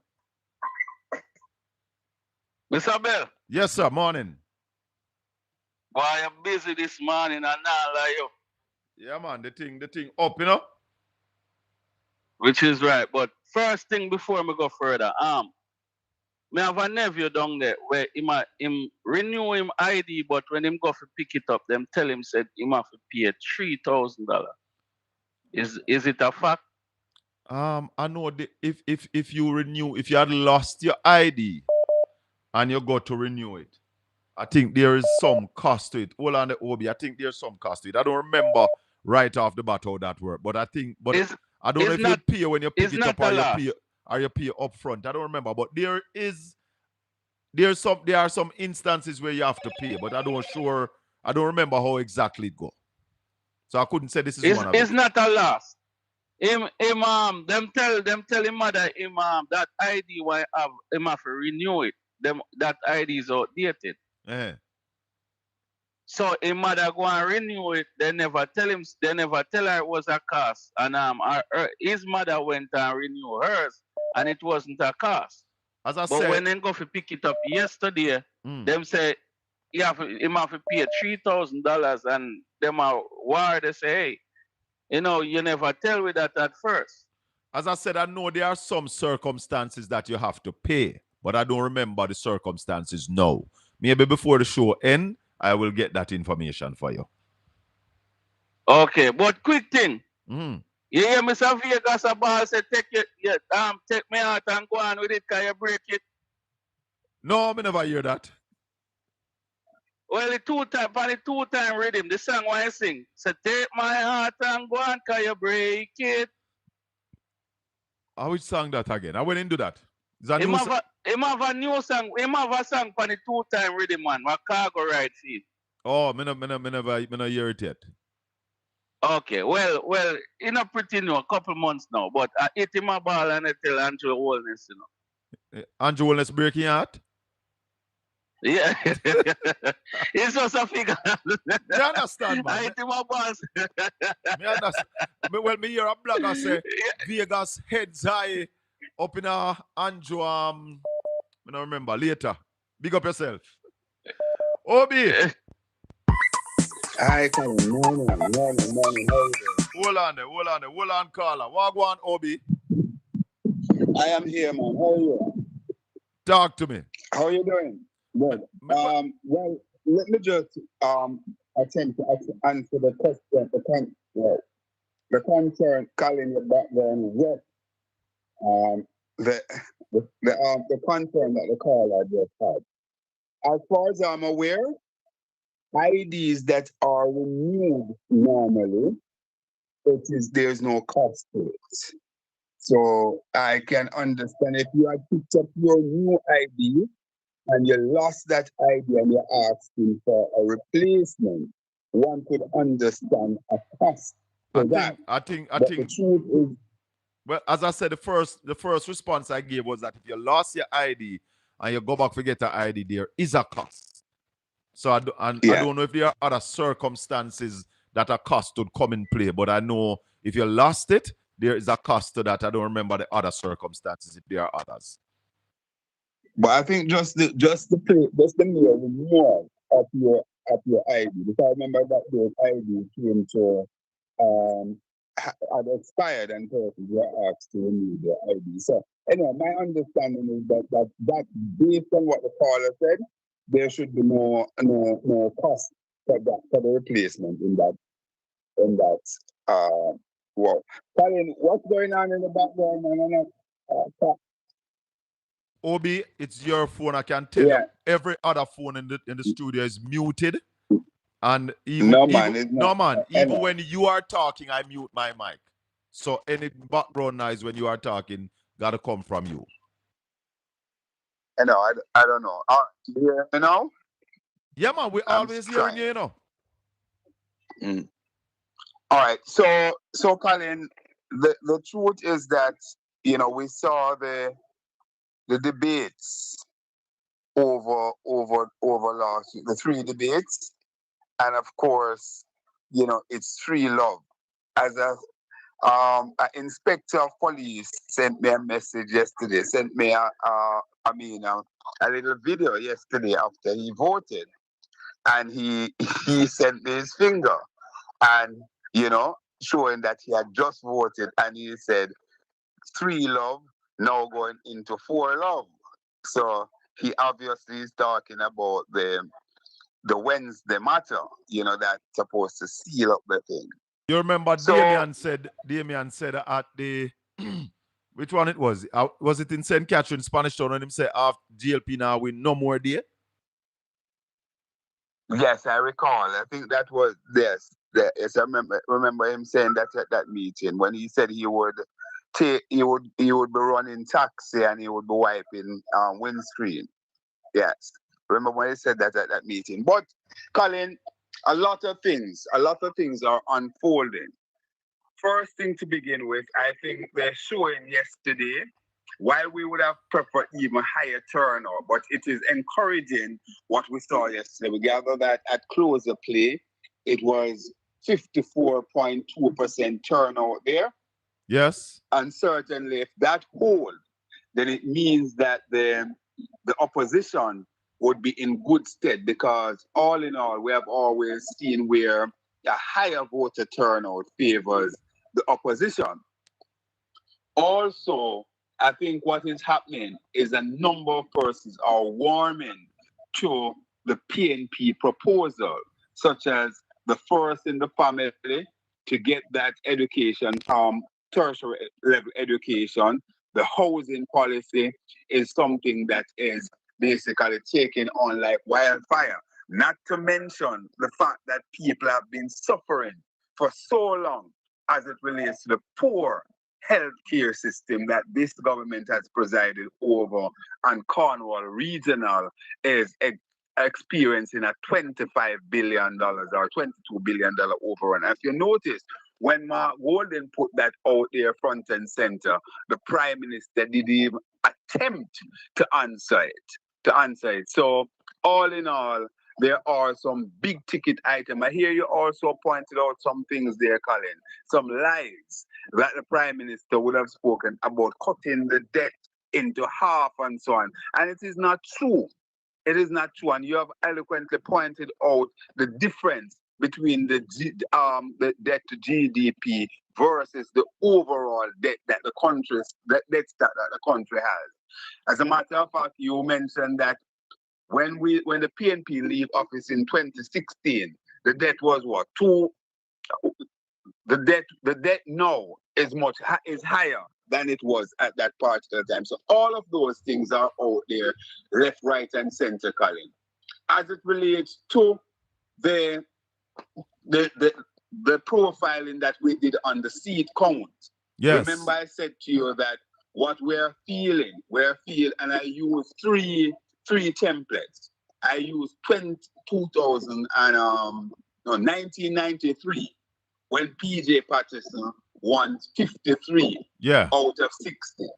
And then in 1997, he won 52 out of 60, and then we fast forward to 2011 or 2012 when Portia won 42 out of 63. Hold on, Obi. Obi, Colin, that is hold what a sec we for are me. feeling Obi, hold a sec. across the length and breadth of Jamaica. We are feeling those times there. Obi. So I don't expect, Obi. contrary to what some people would say, Obi. that we're going to have a close election. Obi not listening to me at all. Obi just talking on and on. Victory coming from the people, coming for the people's. Obi. I said that. Obi. Huh? You have to Colin. You have to listen to me too, You have to listen to me too. I'm just getting some information about paying for the ID. And somebody was saying in the chat room, and I remember in an EOJ meeting, that their middle name was incorrectly spelled and they had to pay for the ID. That is also true. That is true. So there are quite a few instances that you will ask to pay for the ID at EOJ. Yeah, but remember, I was responding to the caller. The caller speak about ordinarily just renewing. No, man. And as I said to him in my first response, that if you maybe lose your ID. I'm aware of that, man. I'm aware of what you said. I'm just saying that he spoke about ordinary renewal. No. So this is a different thing. There's an anomaly there. All right. So there's a number of ways that you might have to pay. So some people are saying that you shouldn't have to pay. That's not true. There are a number of ways that you will end up have to pay for the ID at EOJ. So Obi, you mentioned 93, you mentioned 2011. What are you seeing now going? And 97. And 97. What are you seeing now going into the election on Wednesday? And I want to let's use the closest one to us, Colin, which is 2011. When hold on for me, Obi. Hold a sec. Hold a sec. Let me take this call. I have this caller holding for over 8 minutes. Yes, caller. Morning. Go ahead. Yes, sir. I'm actually glad you have Obi. I need some clarity here. Maybe between you guys can help clear up this thing. I hear the Prime Minister keep on saying he doesn't accept his portion of his raise of pay. Mark said he gave his portion away to some charity. I heard Nesta Morgan say you would have to change the law for him, for the Prime Minister not to accept his portion. Where is extra portion he say he didn't accept is going? I listen for your answer. Obi, that is something that has been puzzling a lot of people.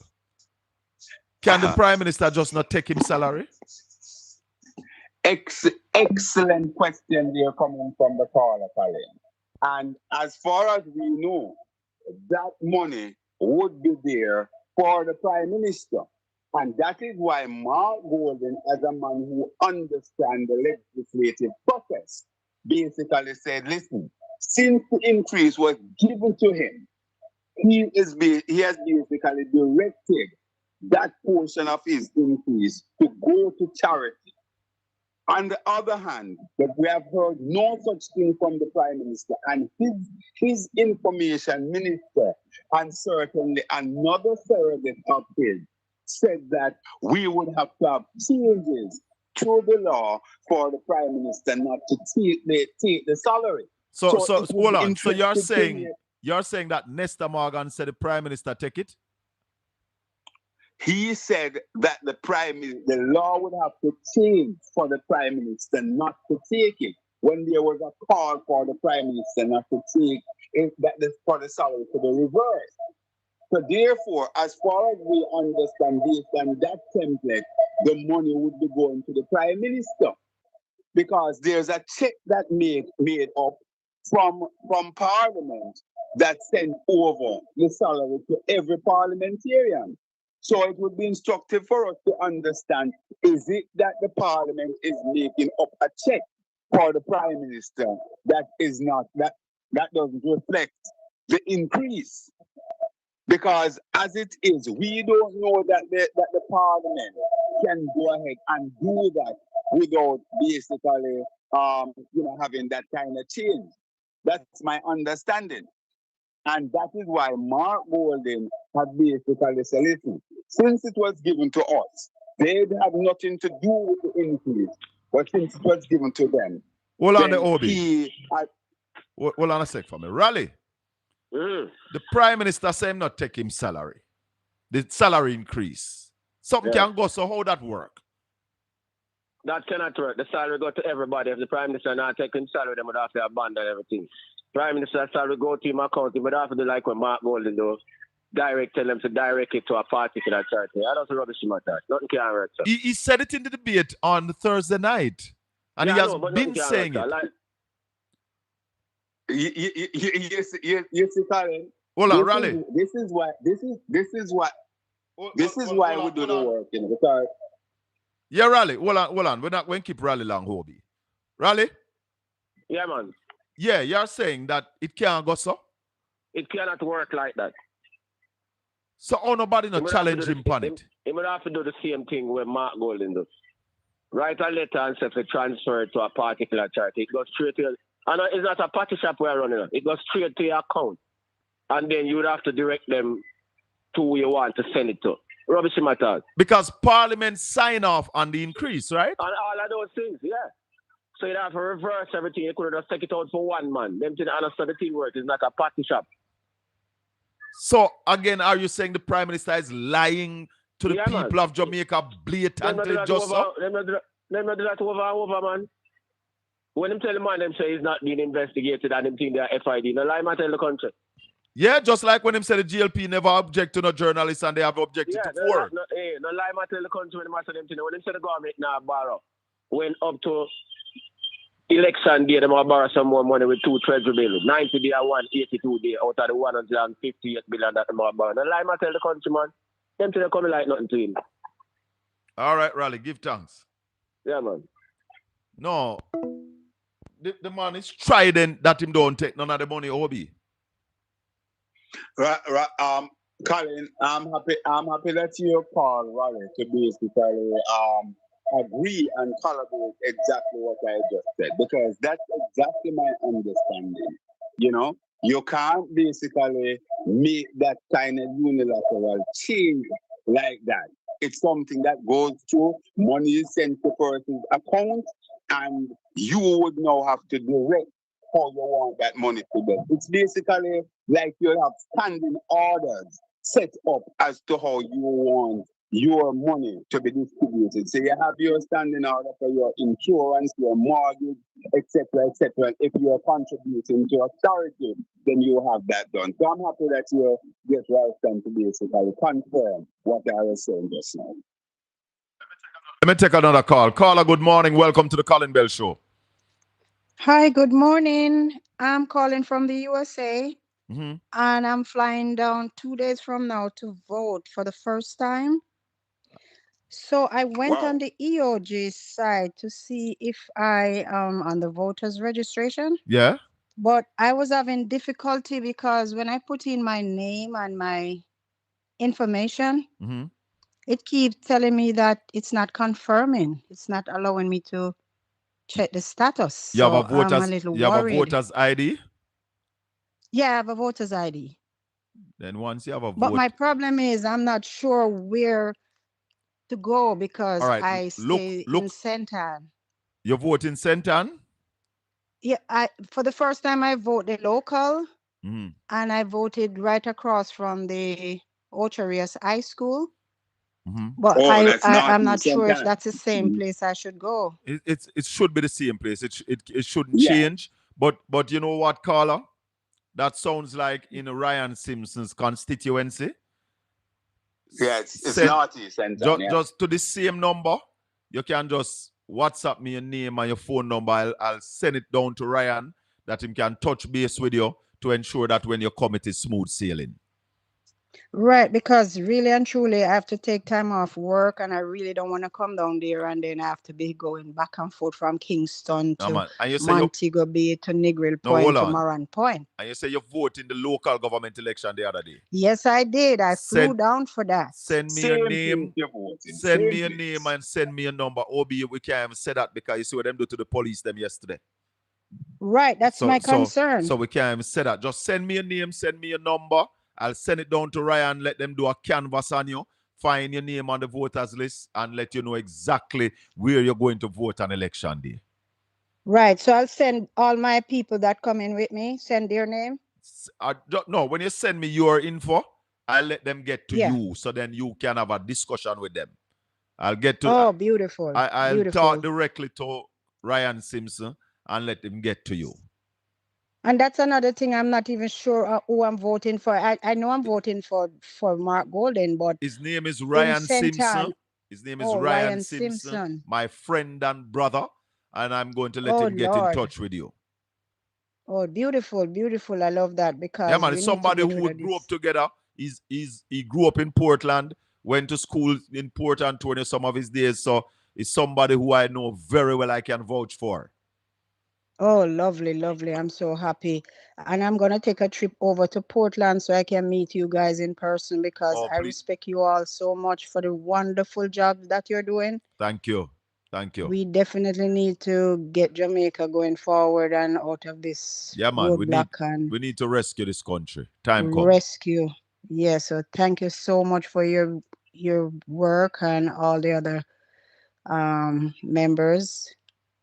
So I'll definitely send it to this, send the information, to this send my name number. and my phone number to this same WhatsApp. Yes, and I'll send it on to Ryan. Right, because I don't want to publish my name because I'm coming down. Nobody else would see. Just send it to this number. Anonymously because I'm afraid of these people. No, man, this is just in the studio, just me alone and the producer. All right, sir. All right, I'll send it to you right away.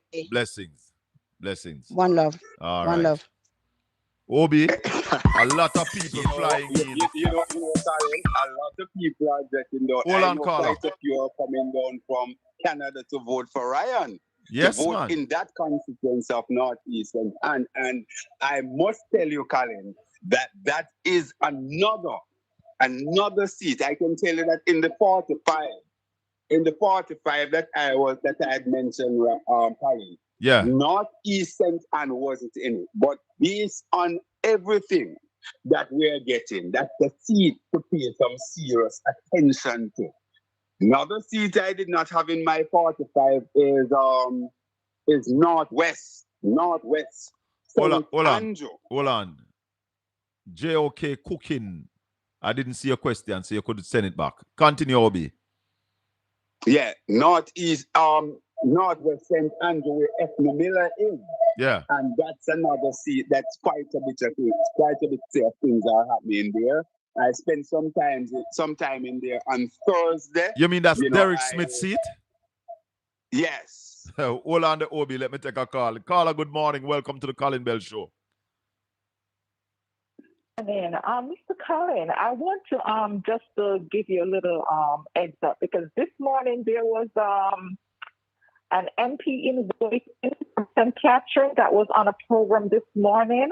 The reason why I'm calling you is to ask you to remind the people to find out where they're going to be voting because this MP who is in waiting this morning is having a problem with the regular place that his constituency is always voting in St. Catherine. They moved it to St. Catherine High School, and he wasn't aware because what they wanted to do was for them to find out on election day. So it's causing a chaos over there. No, but that can't be, caller. If he's the MP in waiting. It's happening though. But let me tell you why. He spoke about it this morning, Mr. Colin. If you are changing a polling station, both parties have to sign off on it. He said that, but they didn't sign off and they changed it. And now it's causing a whole problem in St. Catherine. So some chickeny thing are going. Colin, let me say a little they changed it and they didn't inform him about it, and he was saying that this is supposed to be on election day when they turn up at a particular place. His name is Matthew, I think. His name is Matthew. He's running on the PNP side. Hold on, caller. Hold on. Obi, go ahead. Colin, the caller is indeed correct in what he is saying. It's something that Mr. Matthews basically raised in the public domain. Yes. They were trying to change the polling division unilaterally behind his back. So those votes that were taking place elsewhere, they're moving them to St. Catherine High School. I think EOJ, since he raised the alarm earlier this week, EOJ had basically weighed in on that, and I think there's a discussion that has emanated between him and the EOJ. I don't know what exactly was it, but it was in the news. I actually carried it on my program on News Talk 93 FM as well. So I'm quite okay with the situation. What you said there, Colin, is the correct way that it should be done. But certainly the attempt was made to do that without candidate Matthews being aware of it. And he has been raising alarm about it.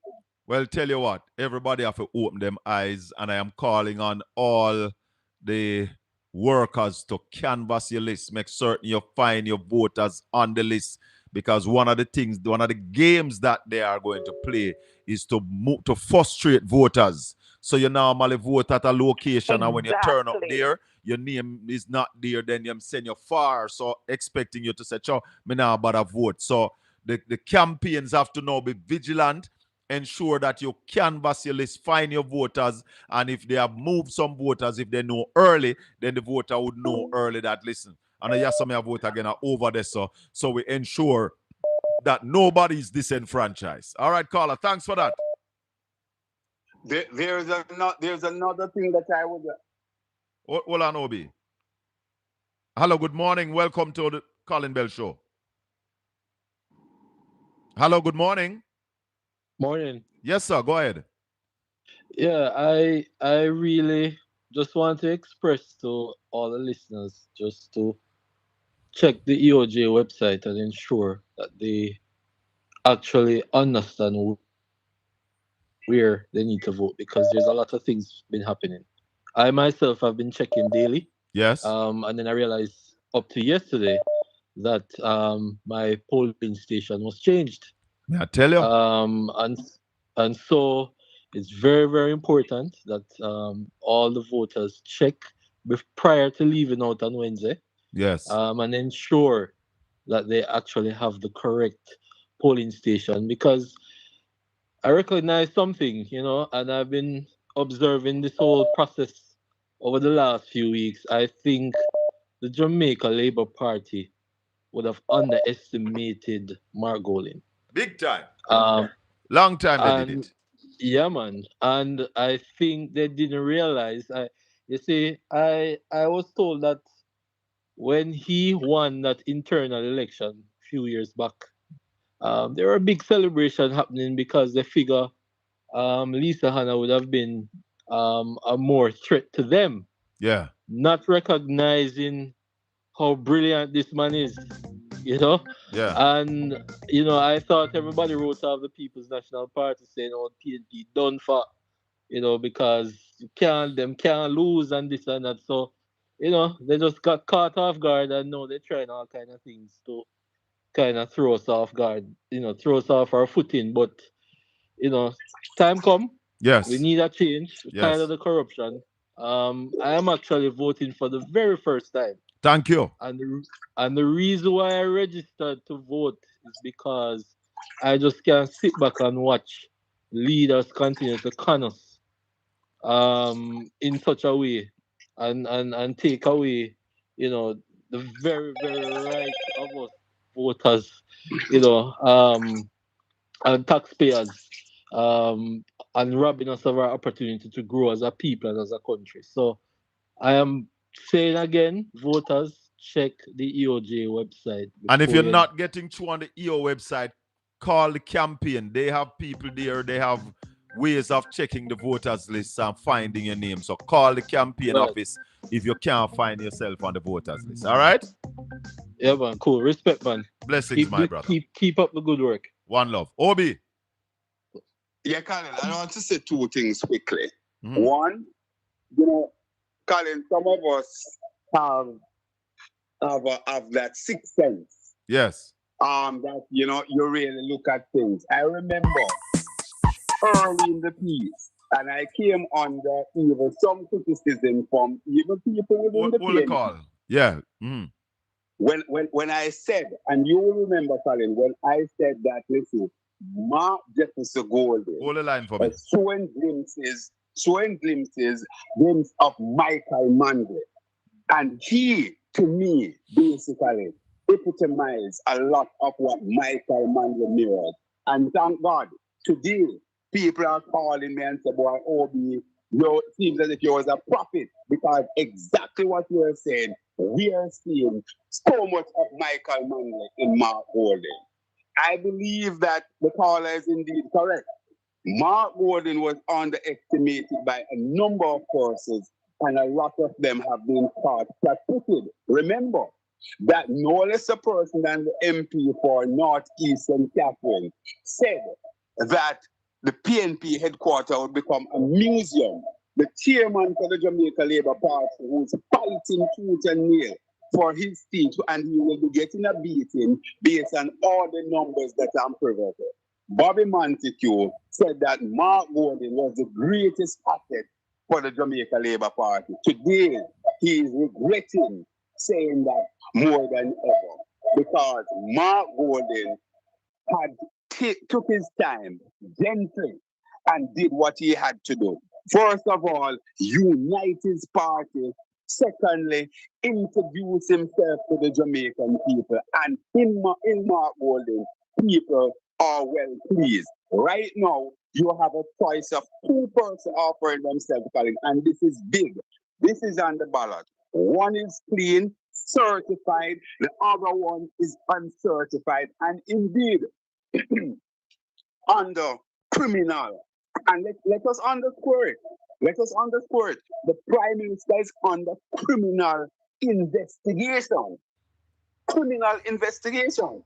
He is now being investigated by the body that is vested to investigate financial crime, the FID. I have two callers holding, Obi.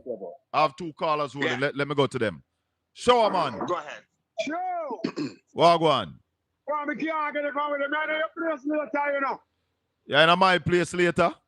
Yeah, man, I don't pay all that put that 20 later, man. Oh, yeah, come a mass meeting. Yeah. I'm going to show it, you know. No, you're not going to see me. Me no go them time, yeah. Them time, yeah. me keep my things sterile. Me not really get caught up with labor rights. No, you're not gonna see me.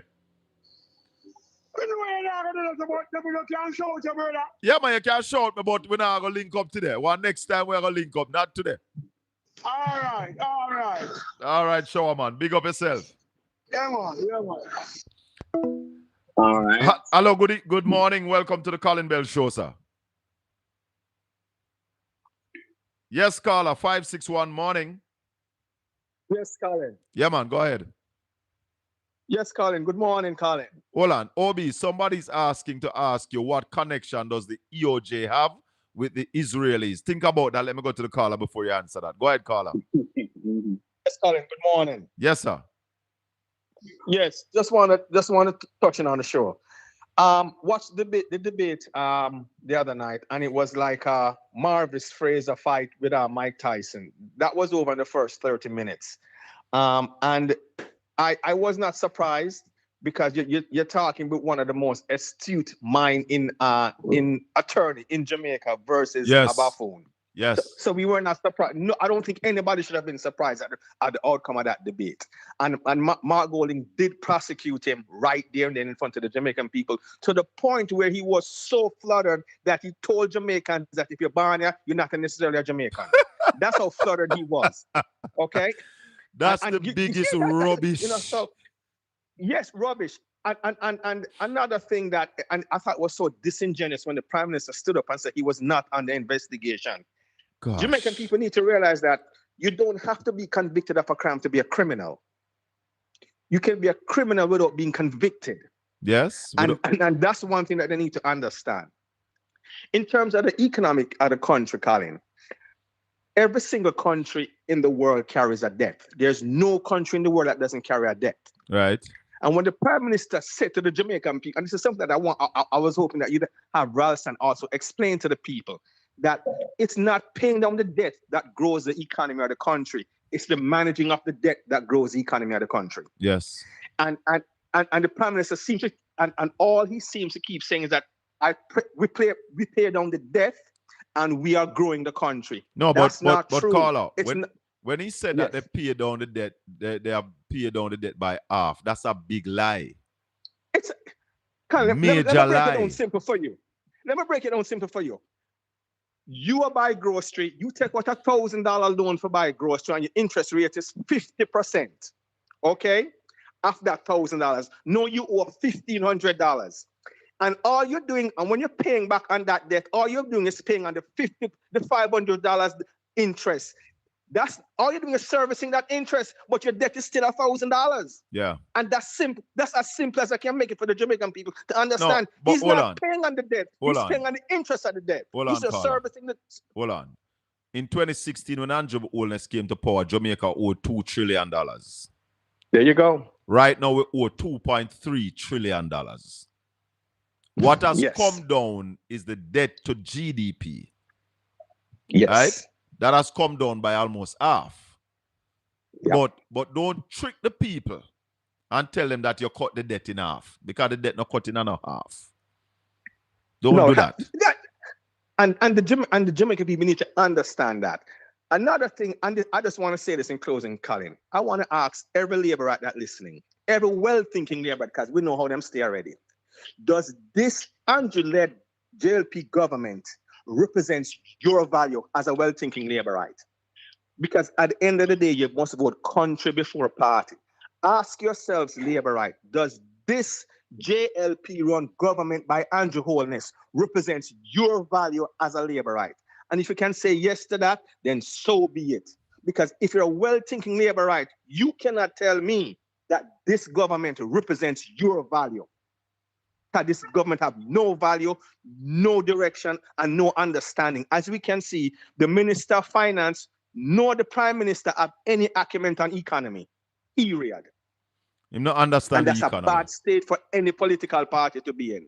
Him not have no understanding of the economy, and that's why Mark took him to school Thursday night. Zero. All right, my brother. Mark Golding took them to school the other night on the economy. Blessings. Took him to school on the economy the other night. Anyway, one of the things, Colin, is that Andrew went into that debate and Sunday and Thursday, fully aware that he was going up against one of the best legislators in the Parliament of Jamaica today. But so Andrew was very much aware of the heavy hitter that he was going up against. But I also want to say something, Colin, about what the gentleman that just spoke mentioned. And just to put something out there for our listeners, Colin. In this hemisphere, one of the countries with the lowest debt to GDP ratio is Haiti. Haiti has the lowest debt to GDP ratio. I think Haiti's debt is about 60% or so. Not in the world. Ratio. Obi, not in the world though. Not in the world. I didn't say the world. I didn't say world. I said in this region. In this hemisphere.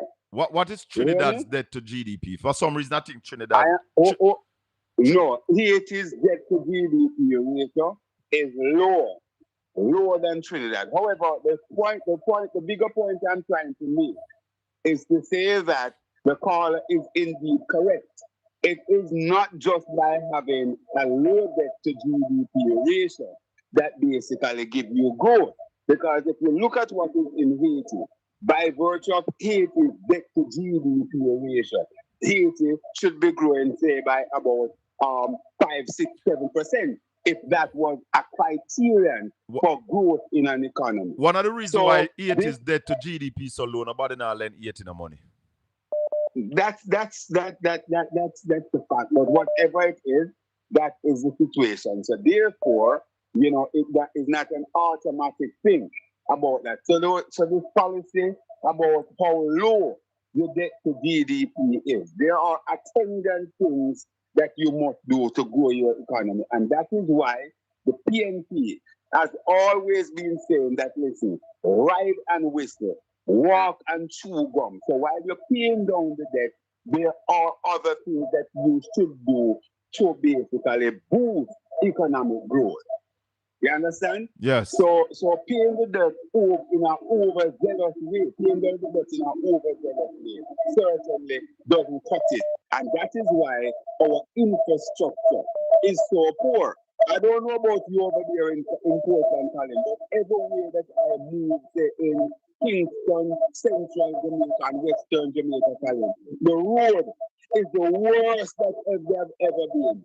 With all the talk of far and reach. So that's another question. Where is this money going? Because we, the people, the motorists, we're not seeing any form of improvement of the roads. Obi, we're going to wrap up because I have to go see the dentist. So we'll talk. Yeah, man. Blessings, my brother. Take it easy.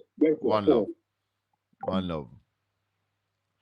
We have a call on the line. Let me take this call. Hello, good morning. Welcome to the Colin Bell Show.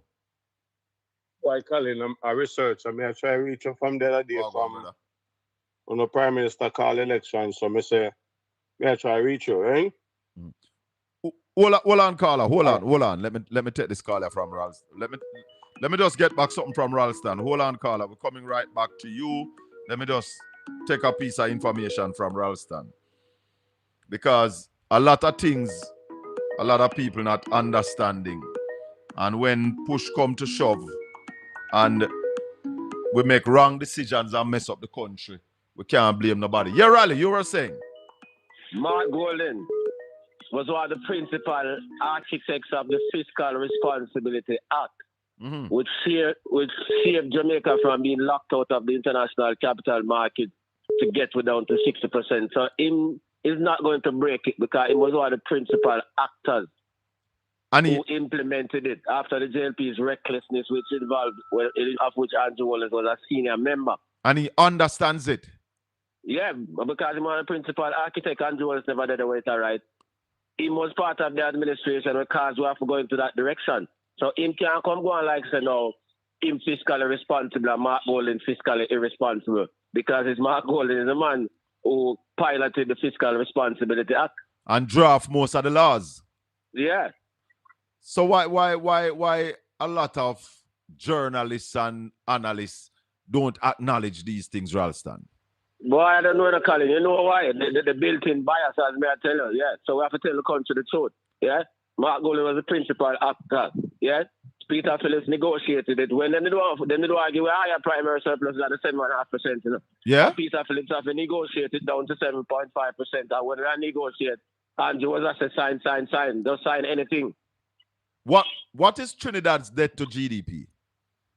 About 60%. 60%. They one of the lowest. Yeah, they one of the lowest in the Caribbean, and their per capita income are way above Jamaica. Their GDP at 26 billion US. We are just 20 billion. And Haiti's debt to GDP is what? About 60%? No, man, lower than we. And that's why there's a certain connection between low debt to GDP and poverty. Right. Yep. So, yep. No. Because it means to get the debt to GDP down to a certain level, it means you have to crunch the people like we were talking about. Yeah. Right. That kind of crushing thing, yeah? You can't spend one or two. And nobody now lend 80 no money right now. No, you're mad. So because of the poverty and the low GDP level. Right. Them have the, yeah. Nobody lend them money if you're poor. Exactly. No. Yeah, man. So only a country like Kuwait and Saudi Arabia have low GDP because they have wealth. Yeah, precisely. All right, my brother. Respect. That's it. Yeah, man. Yeah, man. Yeah, man. Information, we have to arm the people with information. Yes, caller, go ahead. So what me say now, right? What Jamaica failed to understand, especially the Labour Party, and Joe Holiness has been running Jamaica under dictatorship business, right? That is it. So, first of all, if we don't realize nobody can talk to Andrew Holiness, how you make this your wife be the speaker of the house. Never happened in a Jamaica history, right? So anything where Andrew Holiness decide to do now, him wife now go say no to this or no to that because I'm wife. Mark Golding brought up an issue in the debate that Andrew Holiness, and for sure his wife is involved in real estate, and some of the agencies that deals with that is in the Prime Minister's office, and that is a conflict of interest. And some people have a problem with that. Where are your moralities? And that's what I'm saying. Everything where the JLP is doing right now is when I was a dictatorship. First of all, is also using the police against the people. That's what you can see, especially during the time of COVID. Look the other day now, when you not have on a rally across road, right? Yeah. The week before that, them have them mass rally halfway through. You never hear no state of emergency call. It wasn't state of emergency. It was a curfew. Kind of bit okay, different. Sorry. Curfew. Yeah. Sorry, my mistake. You never hear no curfew call. So come when the one across would have gone curfew call. What's the sense of that, right? Suppression, brother. Suppression. See if they can stop people from coming out. So you see how he's using the police against the people, right? Yeah, man. Yeah, man. Another thing want to pay close attention to. You see, on Wednesday, right? When you try to make, I just came from Jamaica 2 weeks ago, so it's not like somebody can come back down there for vote. No, because 2 weeks ago I come from down there. Now, when you make sure, say, in every constituency, when you know have which way the election is so close that the Buffalo are recount. Well, that is very important. The people have to determine that, so we have to beg the people to come out and vote, all right? That is so true, because any owner of a recount, anything can happen. Well, I hear you, sir. Thanks for the call. All right, right on. Yeah, man. My listeners and my viewers, stay tuned to the channel. Make certain if you have not yet subscribed, you subscribe. And click the notification bell, because it is politics time in Jamaica. And we are trying our best to bring you up to speed with whatever is happening. Good morning, caller. Welcome to the Colin Bell Show. Speak up for me now, please. I'm not hearing you at all. You can't listen to your television and talk to me on the phone. There's going to be a delay that you're not going to be able to handle it. Hello, good morning. Are you hearing me now? Call me on the 804 number, 804-7072. Call me on that number. That's 876-804-7072. We are trying to figure out his game. Whose game you are trying to figure out? Andrew game? You see, where we are now, Jamaica, we have to ensure that every Jamaican who can vote come out and vote out this government. Good morning. Welcome to the Colin Bell Show. Morning. Yeah, good morning, Mr. Bell. Welcome, sir. Question that I need to ask, you see? Yeah. I have seen where the people that were coming to examine the election.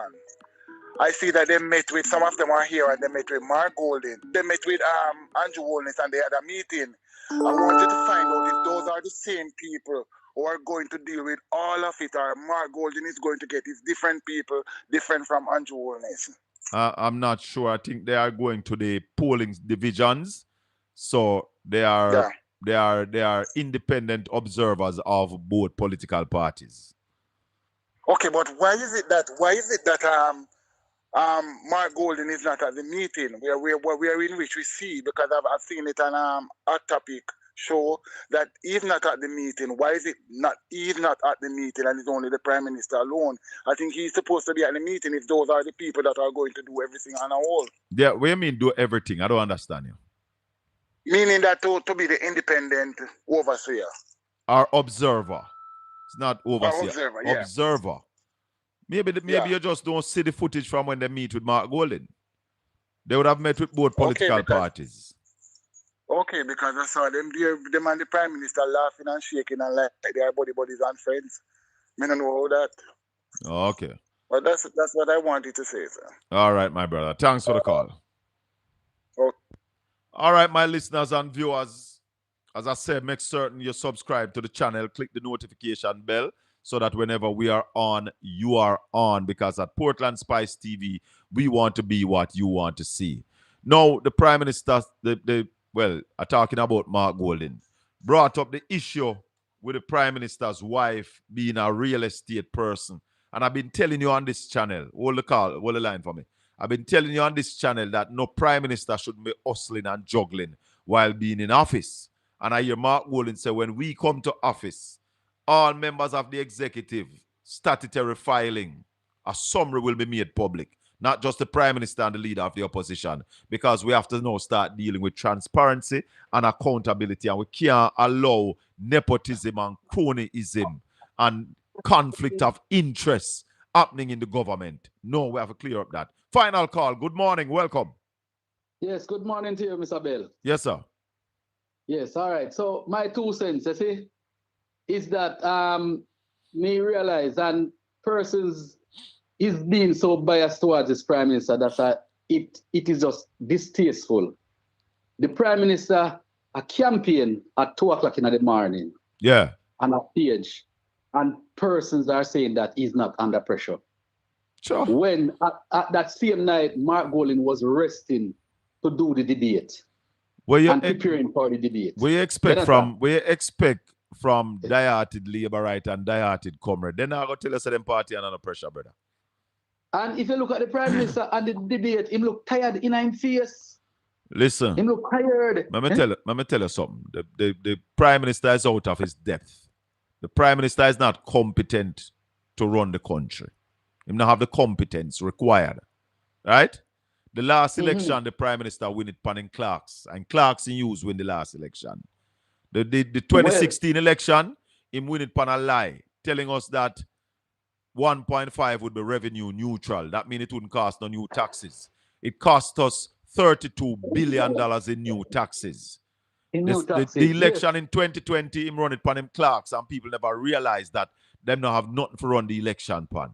Now they're trying to run it for Mark Golden not being born in Jamaica, Mark Golden being a white man. Mark Golden pop out in birth certificate, the Prime Minister say, here what?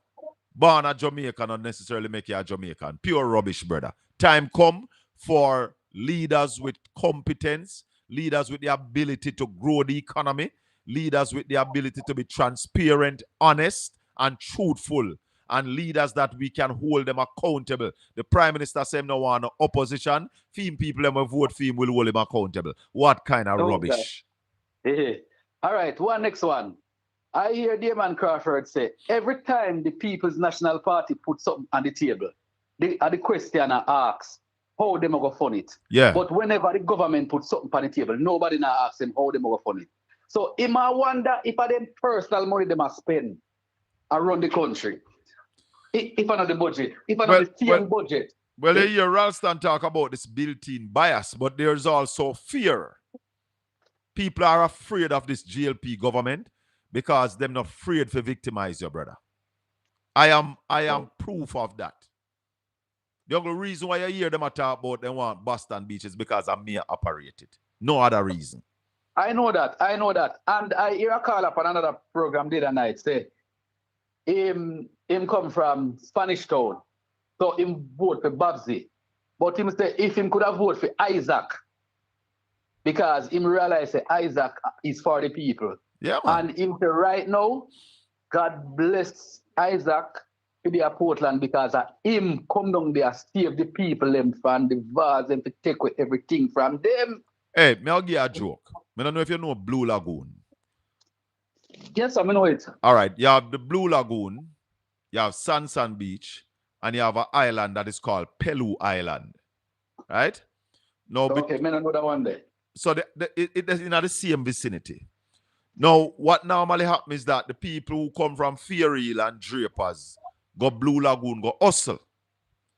So when you go Blue Lagoon as a guest, them have raft and them have boat. And them carry you down a little waterway from Blue Lagoon between Pelu Island. But on the side of the road, a whole heap of million and billionaire build their houses.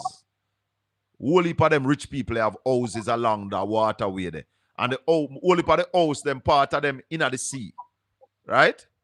So the man them would have sailed them raft down there. And people would have paid them all $5,000 for a raft trip or maybe all more. So man used to down there make all 100,000 a day. They have stopped those people from sailing down that waterway. They can't sail down there again. Period.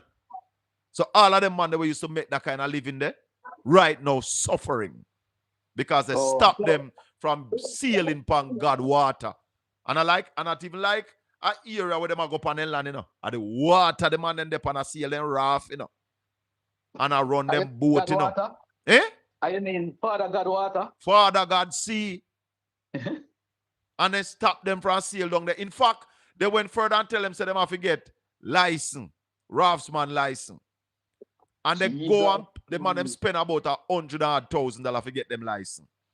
And the man them ensure that they can't get nowhere to put down the raft down there. They put barrier across the government road and stop the youth them from earning a living. Them thing they have to stop, brother. So, and one next one, the boss. Why Nationwide have so biased? Do? Why them so biased? Eh? Who that? Nationwide. I mean, like everybody. No, listen. All right, let me tell you something. The only difference between me and Nationwide is that me admit say me a PNP and them now admit say them a Labour, right? No, man, but it's obvious. It's too obvious. But you can literally see it. But you can be biased. You can be biased and speak the truth, you know, my brother. It is the truth that is important, you know, because you bias, you know. You bias, you know. Me bias. But speak the truth. Make the truth drop and go where it want go. That is my only problem with them. Speak the truth and don't deny, say you support one party. Yes, man, but may I tell you, say, yeah, I do a good job. Colin, can people go from Frenchman's Cove? Them are the vloggers, them whatever them call them. Hold on, hold on, Colin. Reggae Girl is asking. Colin, can the people from Frenchman's Cove can go to Blue Lagoon still? Yeah, man, people go to Blue Lagoon, you know. But one of the attraction at the Blue Lagoon was that rafting that they have stopped, that boat ride that they have stopped. And when I talk about the boat ride inside of the Blue Lagoon, because you should allow rafts to go into the Blue Lagoon because the rafts are not motorized. Because one of the time we'd have said, well, don't put a motorized vehicle in the Blue Lagoon. But you should allow the raft them can go in there. Yeah, true, man, that's true. So, but big up yourself, my brother. We have it any, so here? Yeah, man, and just tell the Jamaican people themselves to go out and vote and put the X beside the head. All right, my brother. One love. Thanks, everybody, for watching. This has been the Colin Bell Show for yet another Saturday morning. Remember, Tuesday evening, we are going to be on Caribbean Radio. But I am intending to be on tomorrow morning. Not sure. But if it is possible, we may be on tomorrow morning. So make certain you click the notification bell. That's once we come up, you get a notification. May the good Lord continue to bless and keep you. Make his face shine upon you and be gracious unto you. The Lord lift up his light and give you his peace. Until we meet again, Colin Bell saying, peace out. Bless.